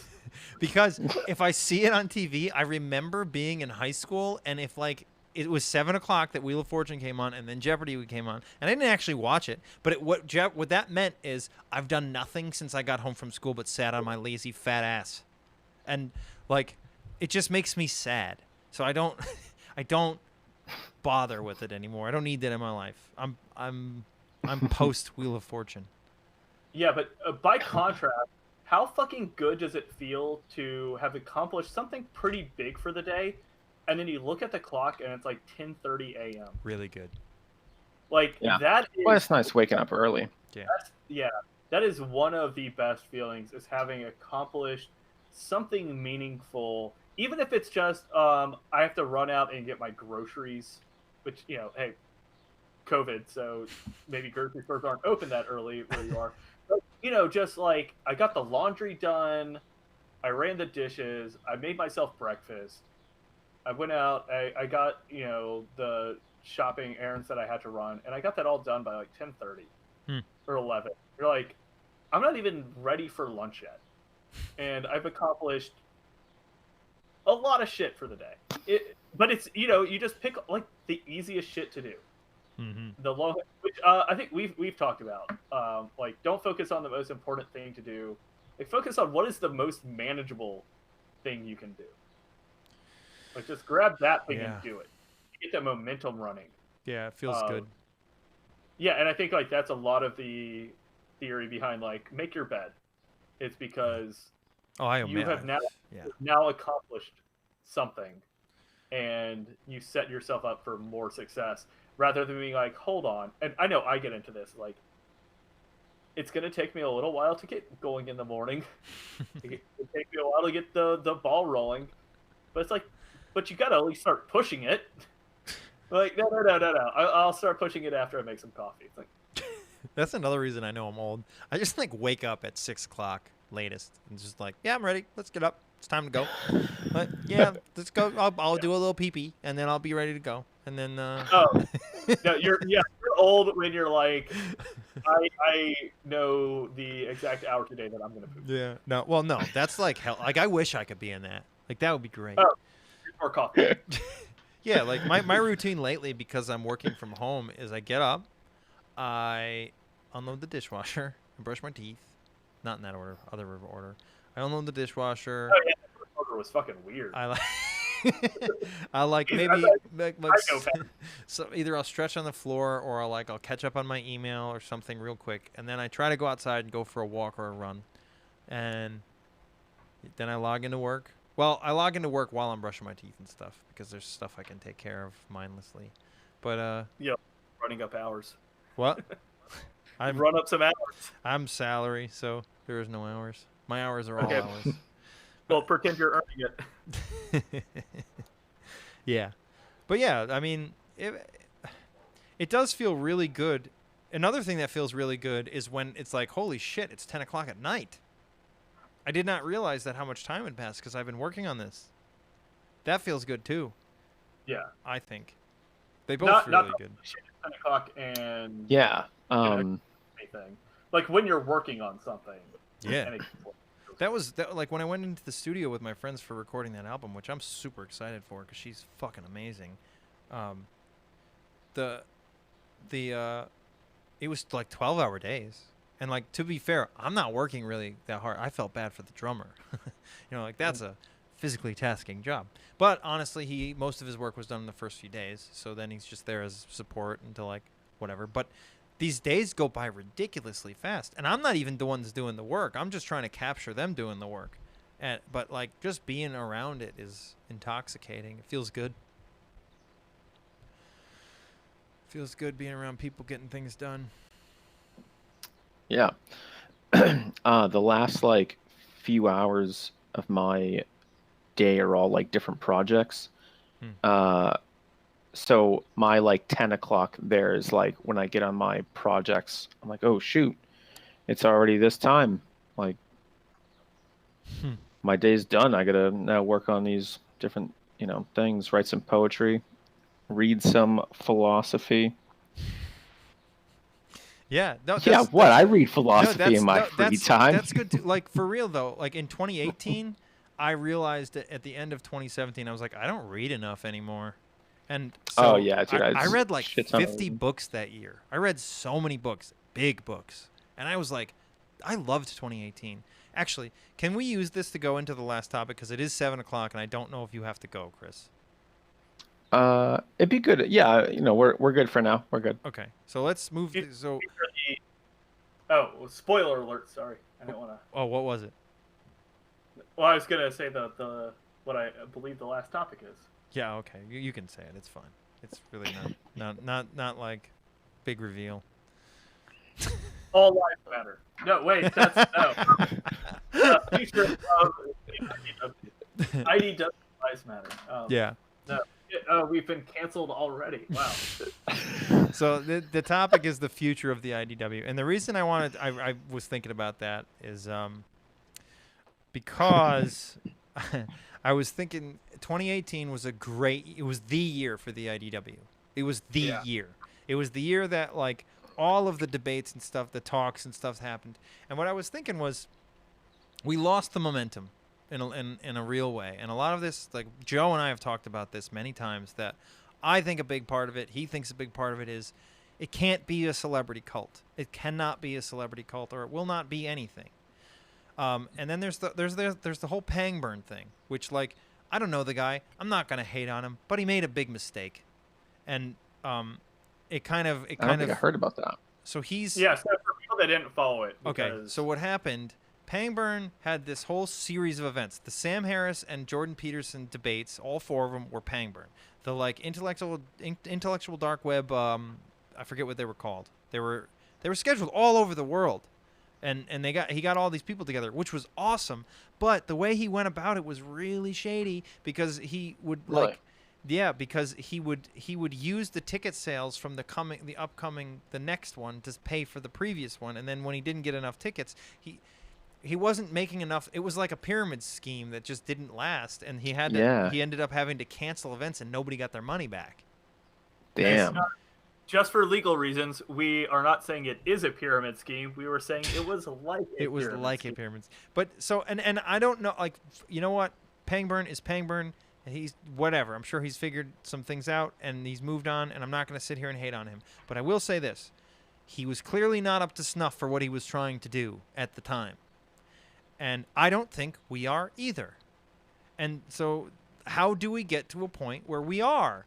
Because I'm trying to clean my room, bro. Yeah, what more do you want from me? That's the goal. Like, my goal here is my goal. The whole idea of a hierarchy. Let's think of the IDW as a hierarchy, because it is, because everything is. And at the top are the celebrities. You know, Jordan Peterson and the Weinsteins and love or hate 'em, Ben Shapiro and Dave Rubin and a lot of other people.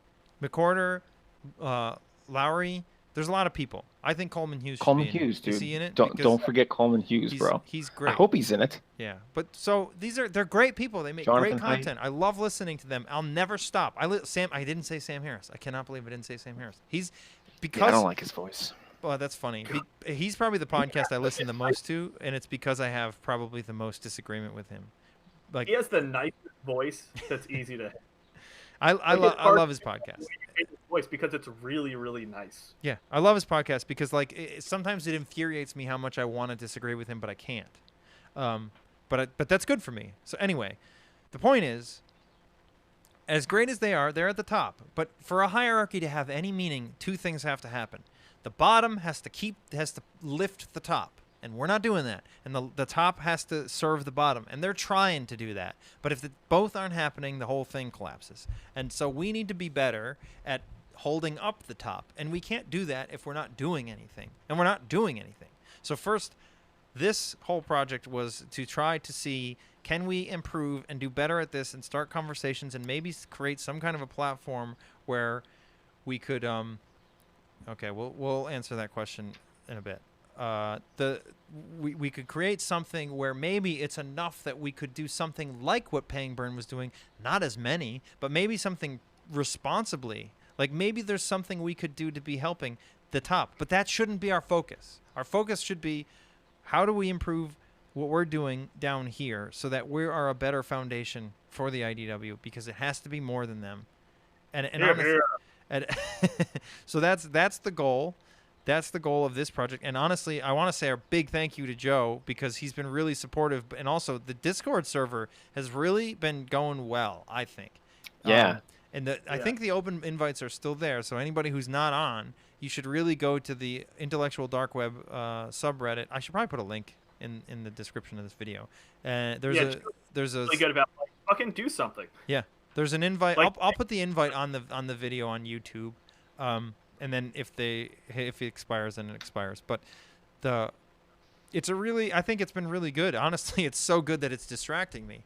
But I'm really happy that there's more and more people showing up and really saying, I want to do this and I want to do that. And there's a couple projects, like we're trying to talk about the Unity 2020 project and going beyond that. Billy's talking about academic reform. I'm going to take ownership of this project, is really my thing. And then there's the media stuff, which is sort of,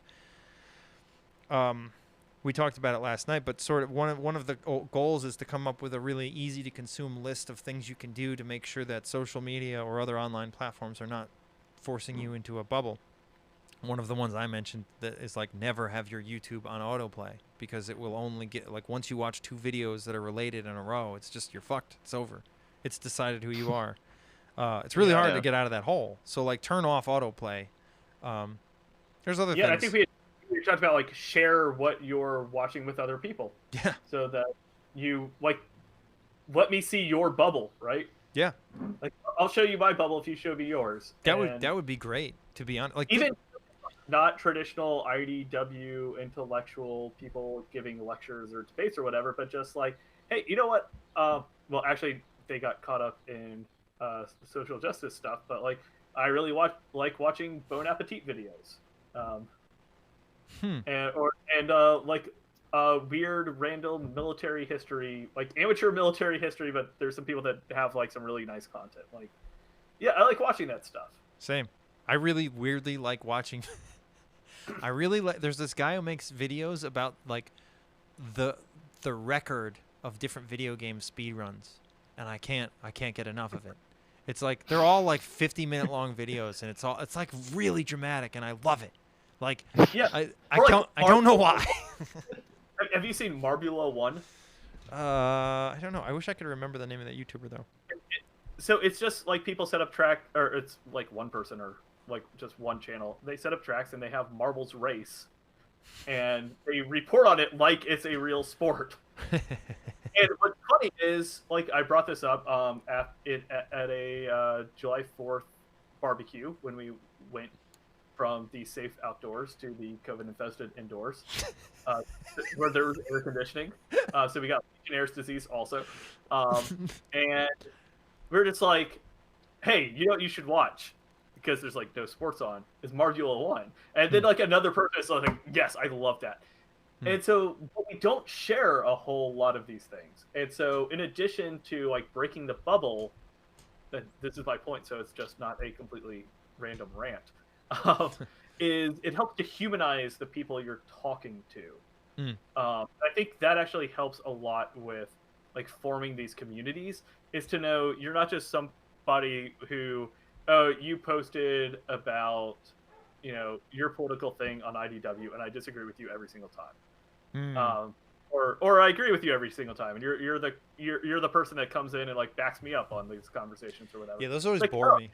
This person that you know, really is into making salsa, or you know, like, just random stuff. Yeah. Like, and you have interests beyond the IDW. The IDW is not your identity, and so I think bringing the person back into it. Which, wait, was that on our rules or was that Reddit's rules? It's like, remember the person. Yeah, that was, yes. I think that's on the subreddit. I think he put that up because of the Reddit ban. Yeah, I wasn't sure if that language was just us or if that came from Reddit's bigger language. Yeah. But yeah, I think knowing that, oh, these are people that actually have a whole lot of other interests. Like, Brett Weinstein is not just the Evergreen controversy. I actually don't like listening to him when he talks about politics. I really like listening to him when he talks about biology. I think he's just a more interesting speaker, and there's other people where I've, you know. So that's an interesting. Who in the IDW? Because none of them are really political figures. I guess you could make an argument that Ben Shapiro is, but yeah, he is very, very much political commentator. Yeah, yeah. But who in the, like, that's the thing though. They all have expertise that are not political. Yeah, like John McWhorter is a linguist. Jordan Peterson is a psychologist. Jonathan Haidt. Yeah. Well, I was saying, you don't really have candidates or statesmen in the IDW. No, and I don't think we want to. I don't know. I think you do want to, because they're the ones who are participating in a lot of these really bad implications. You're exposing my bias. A good faith. I can actually not hear Joe. Yeah, sorry. That's Joe. You know what? I'm gonna send you. Oh, this is gonna probably mess things up, but I don't care. I'm gonna send you it anyway. I'm gonna just repeat his comment. The easiest. We'll figure this out for next time. The closest we had was Andrew Yang, basically. We'll figure. Yeah, Andrew Yang. You're right. That's very true. I'm gonna send real quick. If this works, it works. If it doesn't, it doesn't. I would mute me on, or like turn my volume down on Discord, or you're gonna hear everything on an echo. But if you go there, I can let you in. Yeah. So the future of the IDW. I do wanna. Somebody asked the question. Should I put it up, or do you want to keep talking about this for a little bit? No, give us a question. Okay. It's a tough one. Never mind. Pass. It's a tough one. Here we go. Ready? I'm against racism. I think it's bad. What's the question? Nope, that's not it. Where is it? Refresh. Is this what you mean by tough, like hard to find? Uh, Difficult to locate. there you go. Can you see it? Let's. No, where am I supposed? Oh, it's in this tiny little window. No, I can't. Stefan Molyneux was banned from YouTube last week. What do you guys think of censorship right now? He was banned from Twitter too. Is that what we're talking about? Yeah. Yep. I haven't heard anything about him for so long. I just know that he like gets accused of being a white supremacist or whatever, but like I don't think I've heard enough of him. He's a race realist. I think he's really close to a race realist. If not actually. I don't know. Cuz I mean I don't even know what a term like race realist means now. It means you like that some you think that there's like a biological connection between race and differences between the race. There we go. Here's Joe. Huh. But wait. That's Okay, I'm not gonna do the oh, hey, Joe's actually got camera on. I won't be able to show you. I won't be able to. Too much handsome for the internet to handle. It is. It is. Hold on. We got to put that on. There he is. Oh wait. I'm sorry. Crap. We got to turn that off. I'm sorry, Joe. I can't put you on. Sorry. Hey, that much handsome, I'm used to turning off. Yeah, sorry, Joe. I can't put you on. I'll explain later. You should be able to talk though. I can't hear you. I can't talk. I don't know how. Oh. Can you hear him now? I can. No. Yeah, we can hear him. Okay. Cool. So yeah, future of the IDW, probably good to have Joe in here because the Discord server seems to be a big part of that. We're against celebrities like Joe. But actually, you know what? I want to mention, with the sort of our idea is, moving away from what I call like the leadership to the extent that like it's not like a firm leadership, but there is sort of the IDW leadership, and I'd say probably Brett and Eric seem to be really stepping into that role right now of like trying to actively. Yeah, they're like the Romulus and Remus. Yeah, but it's good. Think about like, and I know Brett's really conscious about like Occupy and how Black Lives Matter. When you don't have a central leadership, when it is purely grassroots, stuff falls apart really fast. It becomes what's anybody at all interested in. So I actually got to see in person. I was living in New York at the time. One of the earliest Occupy protest, which was before it was like Occupy like 0.1. They're like in alpha testing for it. It was not even like the start of what actually got on like national news. But even then, when it was 100 people protesting in just like a normal like parade with signs, it was already like animal rights, environmental rights. Like, wait, I thought we were protesting Wall Street corruption in these financial things. And it like just immediately, was everybody that had their grievance came in and put up their sign.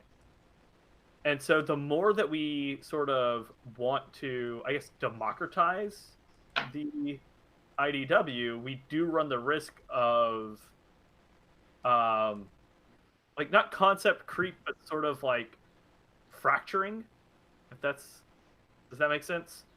Where it's everybody can sort of bring in their own thing, and now that's part of the IDW. And now anybody that wants to attack the IDW says, "Well, look at this person and what they have." It's like, yeah, but we can't say what it is. Well, yeah, that is some of the challenge. There is there's two things you need to try and get at once, and there's like a proper balance you need to strike. That if you don't strike, you're otherwise like in a position where you want to have your cake and eat it too, and that's where you want to have the creativity that comes from decentralization and individuality, but then you also don't want to do that to such an extent that you lose the benefits of economies of scale by having the size and the the big unifying nucleus of the leadership, which is something that Occupy and Black Lives Matter as movements have lacked. They can make a hell of a scene in a protest environment, but are they going to accomplish their goals in a greater nationwide political movement? And it's very unlikely. And to some extent, you can imagine that even the Bernie campaign had that problem, just because a lot of the followers had a hard time, or tend to have a hard time, organizing and forming those hierarchies, because they're so used to hierarchies being oppressive. But like you can't. It doesn't make sense to want to be in organizations and then not be willing to organize. Mm-hmm. I agree. Yes, Procrastinators Club meets tomorrow. Right, and so we need to get very Prussian about the way we do things. And this is sort of in regards to that conversation we had yesterday, but where we can take the organization system developed by the Prussians in the 19th century, where they can allow a certain amount of autonomy to subordinate leaders down the chain of command, while all still making them accountable to higher leaders near the top, so that you can have the benefits of economies of scale, of a unifying mission, but you're not taking away the creativity of individual leaders who will need flexibility as situations change, as unforeseen circumstances come, as the top brass just does not have the time to micromanage every single decision that every team needs to make wherever they are. Are you sorry? I was not in that. I guess that part of the discussion before. You're talking about the German general staff. Is that the?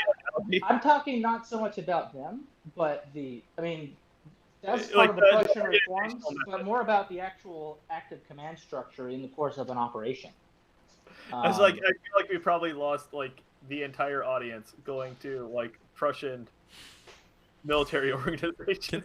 So to summarize it, yeah, rather than try to micromanage everything, what a good leader does, and this is sort of basically what Jocko's talking about in his podcast. He's borrowed from the same military doctrine that spread from Prussia into all modern militaries, where a good leader, is firm and, they have the ability to override their subordinates. But what they do is they set plans that have enough blank spaces in them that subordinate leaders, who are commanding the lower teams, so it's like your captain. The captain, what they're telling the lieutenants, and then what the lieutenants have to tell the sergeants. Yeah. There's enough blanks for them to fill in so that they can be creative, but they also put in certain basic rules that need to be followed. So an example of that is rules of engagement, right? In a certain theater of war, there's certain rules of engagement that are followed. And so basically it's it allows leaders within a theater to build their plan, but if they know what the rules of engagement are, okay, I'm going to make a plan that doesn't do this. And now I know what my turf is, and I know what the top brass's turf is, right, in how this plan has to work. That's an example of that. Or it's if you're in the course of a battle and you're defending the left flank of the line, and you're anchoring that on this tall hill, this high ground that's going to be done to do that. And you're told, go to that hill to secure the left flank, right? If you're thinking in the Prussian system, you know that your job is hold the flank. If things shift such that holding that hill doesn't secure the flank anymore, and things can happen in the course of the battle or a campaign where that's the case, you will know, thinking like a Prussian, that you might need to abandon the hill and reposition elsewhere in order to achieve that mission. That's sort of that mindset there. It's where there's the operational flexibility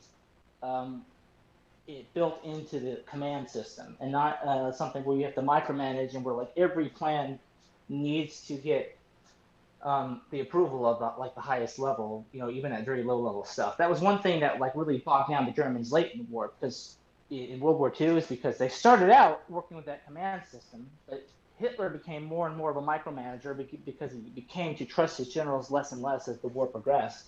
And so he was butting into too many lower level decisions that were just, he was too disconnected from them to make reasonable decisions. So how do we see this working with, there is not one person at the head of the IDW. A lot of people, Coleman. What we need to do is start to organize to a critical mass. A community like this is like something where that could happen, where as we get more and more people involved, those of us who are at the top of the hierarchy, like in the server, for example, can take on that role. And as long as they just understand that mindset, understand how to delegate like that. I mean, basically, that's what the Prussian system is. It's knowing the right balancing act in delegation. What I find just like hard to imagine is who is at the top of the system, right? Like who is saying this is the front to fight on? If we're that's something we're gonna have to sort out, and it'll probably be shifting over time. Right now, since I'm the one who made the server, that's kind of me. Yeah. And we'll see how things go from there. Thankfully, I'll try to bring on not a capital offense. Yeah, I'll try to bring on more people as they emerge, and so that's sort of the mindset I'm having is like an adaptive, flexible operational system for how I'm going to run the server, and try to make it as meritocratic as possible as well. Yeah, and I think that is just such a huge question of just like, all right, like, I mean, we've talked a few times, but I'm like, I don't really know you. I don't know if I want you in charge of this. Who are you to take control of this? Like that question, I think, is a lot of what, probably runs through like Black Lives Matter and Occupy Wall Street. It's true. No, that is a big thing. Even in circles where there's not like an anarchist name, that's like a question that's going to be raised perfectly legitimately. Yeah, so my job. It's not an illegitimate question at all, but boy, it really helps to have like, what is the method to legitimize the leadership? Because you need leadership. Right. I think my task then is to prove myself in the course of this. Like, because bottom line is, if I let the community down in the role I'm operating as the server owner and as one of the moderators of the IDW subreddit, I'm going to fail. Like, I'm not going to get things off the ground, and then that'll create a vacuum, and someone else will take up. So the test for me is like, am I going to actually deliver on things and empower people? Sounds like you're describing a meritocracy. Yes, I am describing a meritocracy.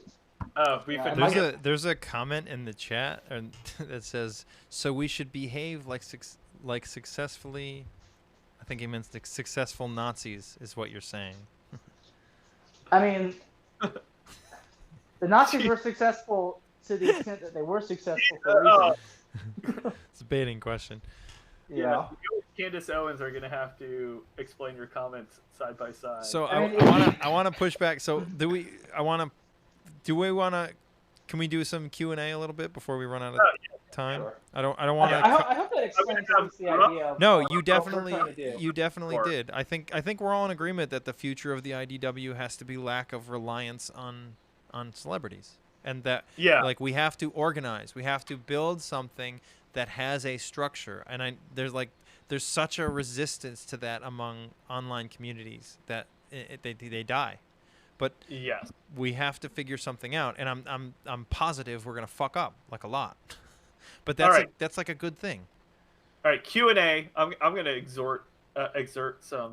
Okay, cool. Higher comments. Look at him putting his pants on. He's putting the pants on. Let's do some Q&A before my Grubhub gets here. Okay, well there we got this little thing. Open discussion. It's supposed to go on top of it. Whatever. Q&A. So the first question, and I left it up there, and I promised the guy in the chat I would push it back. Stefan Molyneux was banned from YouTube last week. What do you guys think of censorship right now? I mean, I personally don't think banning Stefan Molyneux was a smart move.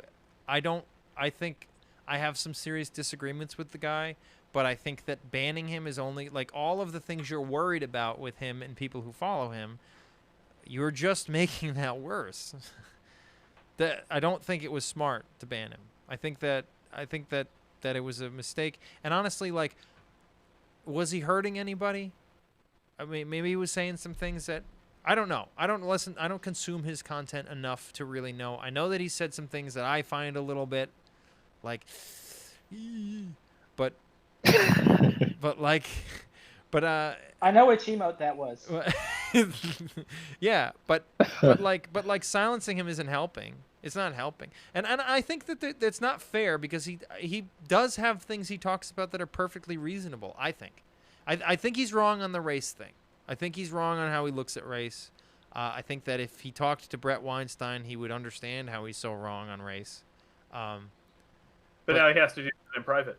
Yeah, right. Like why now we'll never know if he changed his mind. Or if he did, we wouldn't get to see the conversation. Right. It's not a good idea. I don't think it's a good idea.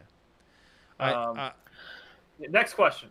well, there's kind of like two parts to that because you can talk about Stefan Molyneux, but just censorship in general, because I don't know if you guys saw like the Reuters article about TikTok. Yeah, that one I thought was pretty interesting. We talked about that a lot today, so I'm all right. We don't have to go there again. Sorry. No. We talked about it on Discord. We didn't talk about it on the stream. Hold on. Just for context, before we do that, how many questions do we have in the hopper? Just a couple. Okay. Oh, okay. So yeah, like here, I'll somebody comment about TikTok so we can put that on screen. I mean, I'll just say that like at first I was like, wow, that sounds like a horrible idea, but then I'm also in the I'm in like an IT subreddit, and those guys were all in favor of it being banned, and I was like, wait, what do you guys mean? Like, why? And then they explained how it's a Chinese app, and the Chinese government can, if they request data from the company who owns the app, the company has to give them the data. I mean, you should assume any successful enterprise in China is the Chinese government. I don't know. I don't know. I barely understand this government, bro. All right, never mind the Chinese government. Well, it's just because they can do that. I mean, I think TikTok probably is owned by the Chinese government. I don't. That's probably more conspiratorial than I should be, but I would not trust any information in China, and it's a legitimate problem. We talked about this a lot. I am not okay with a ban. Don't touch China. China is asshole. favorite YouTube video. No, I love that little clip. Yeah, that's the idea, right? There is so little trust between. We might know that Facebook is fucking evil. Yeah. But we also know that Facebook is not directly controlled by the American government. Facebook might choose at some point to coordinate with the government or collaborate with the government, but we know that they are not the government. Like, we have at least that level of trust. Mm-hmm. But with TikTok, we're over here thinking, like, I don't know that it's not actually the government. Yeah. There's that lack of trust of, like, but I mean, not effectively it is the government, even if it isn't the government. Because if the government wants your data, they can have it. So right. It is the government. Everything is the government in China. Yeah. Either it is the government or it's pretty soon to be taken out by the government. Yeah, they don't need warrants or court orders there. Like, they can just fucking take it. Yeah. Like, if Trump wants something, he has to go through a whole legal process to get it. He might lose. He loses a lot, or he'll say he's going to sue somebody, and then he fucking doesn't. So my stance on the TikTok thing is I am way more nervous about the setting a precedent of banning an app than I am. I had a long conversation, and to his credit, he was right. One of the guys in the Discord, he's right about everything he's saying. My point is, I think we are well past the point where the excuse of not knowing what's happening on your phone is valid.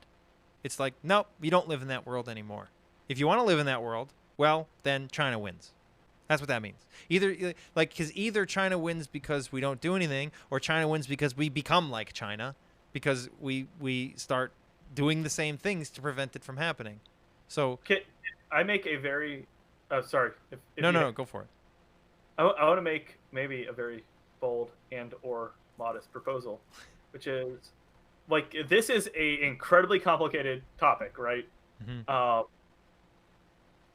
What do you think about us opening up a conversation to talk it through, like through chat or Reddit or whatever, and then revisit it in the next episode? Because I think this is something where That's it a good actually idea. takes a lot of time to digest, and like I think it's actually a very hard case. Like I am almost as like hardcore free speech radical as you get, and I find myself on the fence on this one. And we'll have more information too. So that's a good idea. That's a good, and also I think it's worth. I think you're right. What the band even look like? I think you're right. The other one, if we want to talk about this, the other one I want to talk about next time is people are starting to go back to work. I want to hear about what is your experience going back to work. How has your business been How has your employer been handling the return? Is it responsible? Is it irresponsible? What things are you worried about? These are the kind of things that I want to know about, because I have found a lot of stupid shit happening.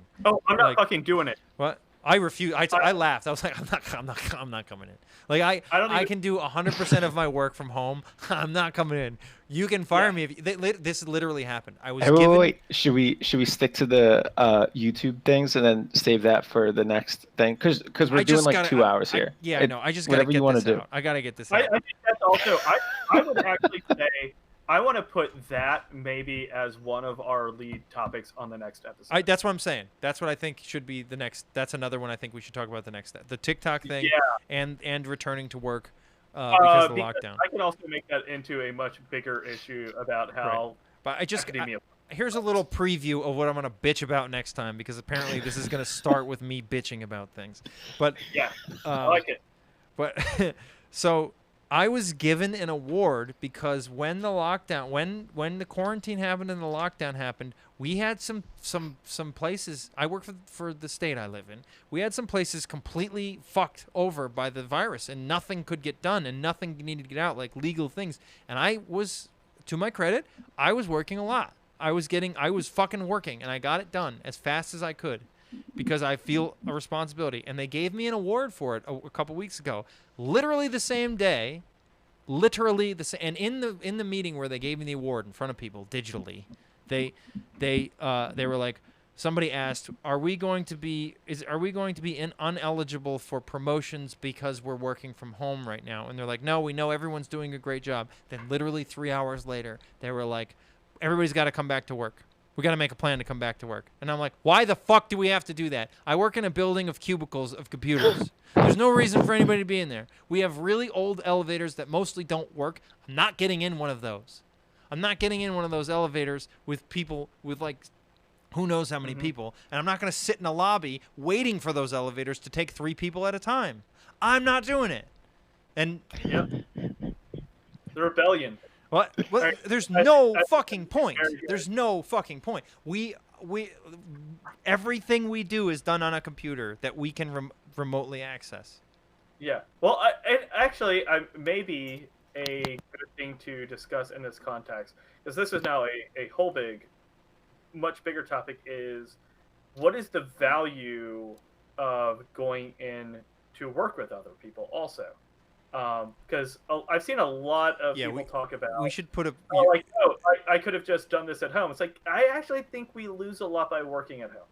I don't. And I think I think that might be a good conversation. Yeah, I think we should put a pin in that, and we should really bring it. Okay, we got 2 more questions. I'm gonna put this one. All right, and I'm watching the car on Grubhub. Can you see? Fuck, dude! Critical fucking theory. Yeah. Can you see? Is this the person, dude? Oh my god! I'm so glad this guy brought this up. Can I just go off? Is it my fucking turn, Jimmy? Can I friggin' have a fit? I want to see this guy's. What is your little? What is your? No. So I was just so excited when somebody the other day posted some. Let me look it up. They posted something in the subreddit. It was a very, very bold claim. Like, okay, if you get one of these identity politics, political correctness types, like they get in a debate with you, like here's how to approach it. I was like, wow, this is like pretty bold. He's trying to give you like a step by step. And in there, he or she had put a link to critical theory, like the Wikipedia page, and I have never heard of critical theory before. I don't know if that's really? I don't know if that's been mentioned by like other IDW people, but like a lot of people I mostly have been follow warning about it for years. It's like it's probably because like I mostly follow like Jordan Peterson, Jonathan Haidt, and Coleman Hughes. And like definitely not Jonathan Haidt or Coleman Hughes have talked about that, but Jordan Peterson, he, for years he said like postmodern neo-Marxism, and nobody really knew exactly what the hell he was talking about. But I don't know. I was just like so happy that that person posted and linked that, because now I'm like reading that, and I downloaded that essay by Marx Horkheimer, I think. Thinking and I forget what it's called. It's on the critical theory Wikipedia page. It's like the first article that started off by Max Horkheimer, I think is his name. And so I'm trying to read that. But yeah, definitely putting a lot of pieces together though. So far, I mean, I have like a hard science degree, so like I'm excited to read this fucking critical theory that basically it sounds like it's trying to make the argument that like critical thinking is like not what you should do in a nutshell. Yeah, It's kinda critical like, theory and critical thinking have not a whole lot to do with each other, sadly. No, it's basically the anti-science. I mean, Well, it's in response to traditional theory, which I wish I know like one of the IDW guys, maybe Brett, because that's probably who's putting out a lot of content right now. Actually explained it's in contrast to traditional theory, and traditional theory is about understanding how things work. Critical theory is about problematizing things. yes. yeah, on the Wikipedia page it says like it says something very similar. It's like not, and this Max Horkheimer guy supposedly said this in his thing. I haven't gotten that far in the reading yet, but is like the first half you just said was it. I'm like, hang on, critical theory. Look into the Frankfurt School. Oriented toward critiquing and changing, yeah, in which is described as a social theory oriented toward critiquing and changing society as a whole, in contrast to traditional theory oriented only to understanding or explaining it. Like, I'm sorry, like with my degree, it's just like really hard to read that with a straight face. It's like, I mean, it sounds like religion to me. Other intellectuals like actually read this shit and were like, oh fuck, dude, like why do we want to like understand anything? Like this is a great idea. Like let's not do that. Why does it matter the way things are when we can talk Like about the way they are? and that just makes so much sense though. Yeah. Because when I talk to people, they, it's all about just like making change. Like we kind of talked about how they're doing like the first half of the definition of creativity. They have an original idea, but it's not appropriate or useful.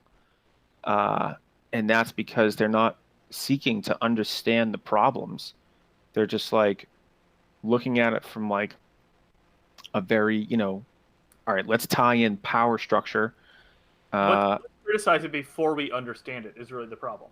Like if you had traditional theory of let me understand it, and then critical theory of let me figure out why the fuck things are That's why I couldn't give a comment on like police brutality earlier, because I don't fucking know, dude. I have no idea. I'm like being a cop for a day. Like imagine some crazy son of a bitch you've never met before.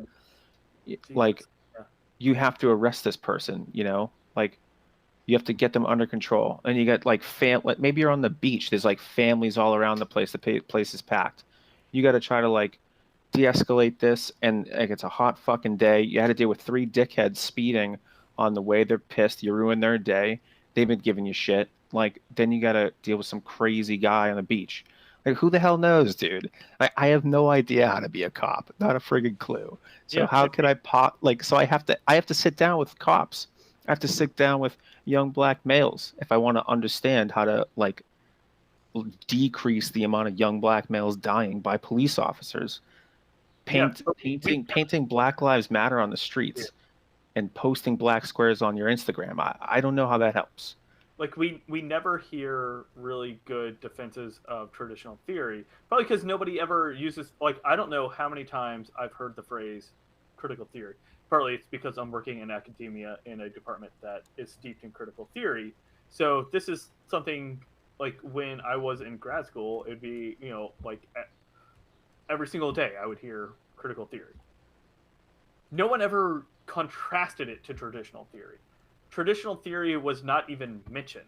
Like, it never, and sadly for me, it never occurred to me to ask, well, what other theory is there? There was only critical theory.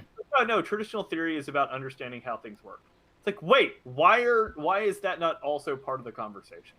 And I think maybe, a step we could take is letting people know, like, by the way, there is this thing called traditional theory, which even if you believe that critical theory is a good lens to be able to use, it's really hard to then say traditional theory is useless.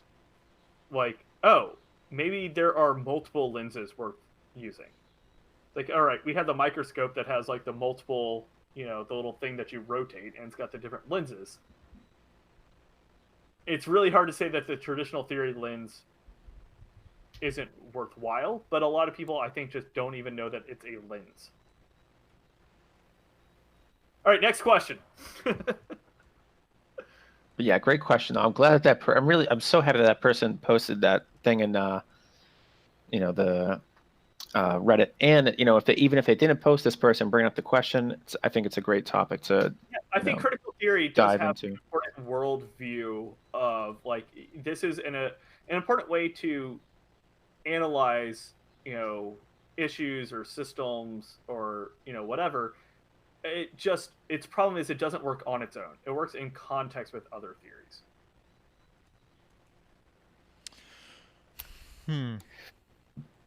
Okay. There's that guy has one other comment. We're getting some pretty decent feedback in the Discord too. Critical, very critical. Not like critical theory critical, like actually critical. Oh shoot, did I lose that? I think we should. I think that those of you who have those comments, I would really like to have a chat later, because I feel like there's a big conversation to be had with what you're saying, and I would really like to have that. So I'm gonna go to the next question. It's the same guy. I want to know what his. Okay, I haven't been. Yeah, I've been following that discussion at all. I wanted to say I think a really good idea is to have pre-questions, so we have time to think about these things. Because a lot of this can be like, oh, these are good questions, but let's put a pin in it.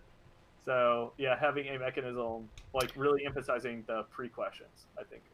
You got one more question? Yeah. So, how would you rate Trump's presidency?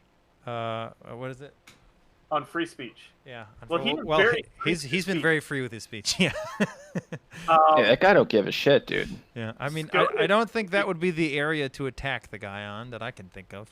No, actually, so I'll say, I think one of the issues with Trump is he does routinely attack the media, threaten to sue them, threaten to shut things down. I'm kind of happy about that, though, if I'm honest. If you look at what he says, he seems like the most authoritarian, anti-free speech disaster the country could possibly have. On the other hand, he is all bark and no bite, at least on this issue. Like, he'll talk about suing the New York Times, and then he doesn't do it. So I think his mindset is probably the most disastrous mindset on free speech that I've seen in probably like any public figure. On the other hand, the administration has turned out to not at all be effective in implementing that mindset. And it's just basically, we hear Trump rant about the media and do nothing. So I would rate Trump on a scale of 1 to 10 on free speech, 0, and whoever is fucking telling him to not act on his impulses, the one sane person reining him in gets a 10. That's my on Trump and free speech. Also, I feel really lucky to live with probably the most free speech friendly Supreme Court imaginable. Like a Supreme Court so friendly to free speech that it gave us Citizens United. That's how big they are on free speech. So I actually feel secure about it, even if we had a president who tried to fuck it up. I feel like we actually have a Supreme Court that this is one issue that they're pretty hardline on. I'm happy about that. That's why I agreed with you that like the whole TikTok ban is not going to happen, because the Supreme Court will never allow it to happen. Yeah, Roberts will punch Trump in the dick before a TikTok ban happens. Yeah, it won't happen. Maybe after also. I think sanctions on China are more likely. Yeah. Or if it's a ban, I think I'm trying to remember if this was on Reddit or in like just a private chat where we might see something like, "Oh, you can't have TikTok on your government BlackBerry." Yeah, but the news media will report that as a ban. But it's like, no, that's pretty reasonable. That's actually probably true. Maybe you shouldn't download anything on your government BlackBerry. Yeah, this is like, I know. Your BlackBerry's still a thing. It's funny, like, I would never actually be for it because of the precedent it would set. But there's a part of me that when Trump says "fuck the media," I'm like, yeah, you know what, get rid of them. Because it's like it's like his criticism is I would never identifying the right problem. He is responding with the wrong.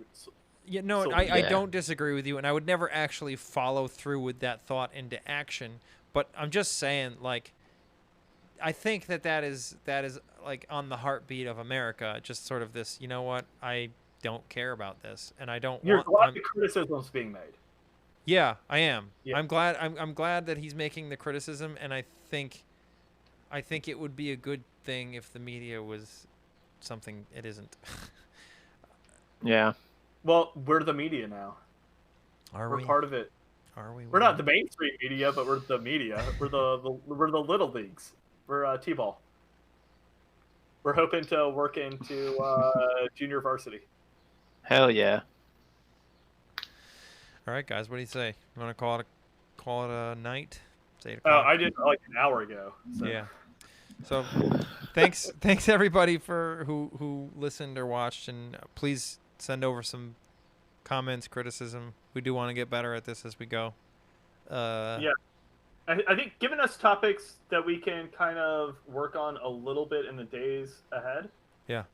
It's like none of us are experts on this. It's not like throwing a biology question out of left field at Brett, where he's been studying it for a while.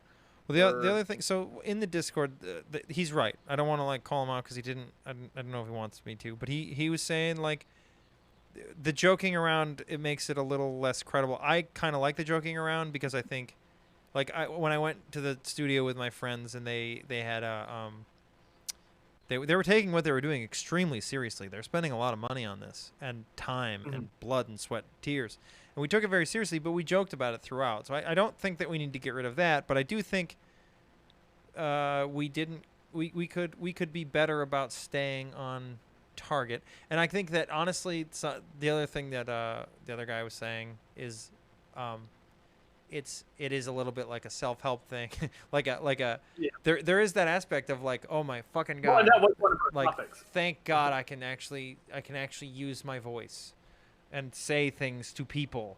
And there's a little bit of that, and I think that's good, but if we could maybe figure out how to keep it a little more on track. I don't know, we'll talk about it, but I think it's important that we listen to feedback. So yeah, if anybody has any comments on the jokey thing, this is actually a lesson from I got a graduate degree in creative writing, which seems fucking useless, but like a big thing is learning not to undermine something serious with a joke. Yeah, because it's really easy. We're like, oh, hey, we're talking about something serious. I'm gonna just say something silly. Yeah, but it takes the weight away from the moment because you're uncomfortable. You're right. It's a really weak thing to do. Well, and it's performative. Yeah. It's hard to just like sit in a serious moment.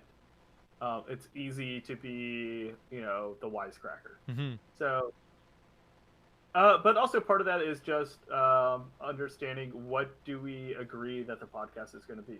Mm-hmm. Because I would be okay if the podcast is like, hey, you know what? We're going to talk about stuff, but we're also just going to like bullshit and, like Rogan will. Like, that's I don't know that if Rogan cracks a joke in the middle of his podcast, because that is the premise of his podcast. But I can understand people wanting something where we don't go into that. Well, the thing is, none of us are experts of the field that we're talking about. So, like, I think there's an aspect of it that has to be somewhat entertainment based. Like, let's be real about it. Well, and cracking jokes kind of does, I think, help to navigate the fact that we aren't experts. Where it's sort of we're actually undermining ourselves, so we don't sound like we're pretending to be experts. Whereas if we took it very, very seriously, then we might be sort of overstating our position. Yeah. Mm-hmm. I like the sound of that. Mm-hmm. Yeah, when I heard Mike say that, I'm like, that sounds really observant, and I don't fucking know where that came from. You did it again. You joked about a serious thing. Yeah, that's it. Because I'm like, I don't think that I actually am confident in that position. No, it's a hard thing. It's a hard thing. We'll get better at it as we go. I think. I hope that people will let us know what they liked and didn't like, and what we could do better. And I think the participation aspect is kind of nice if people are commenting. Yeah. So yeah. Cool. Maybe we should make a commitment to, like, maybe once a month talk about how we have made progress with the IDW since we talked about it. We talked a big game. So maybe we should really... I do like that being a recurring topic. What? I like that as a recurring topic, like is checking your shit. Checking your IDW. Yeah. And like the projects discussion. Yeah. Right. Like, yeah, that's actually a really good thing. We should actually talk about whatever has been going on in the project section. Yeah. Because... All right. Cool. Grubhub is getting close, so. Yeah, all right, go. All right, thanks, guys. Later. Later. All right. Good night. We're done.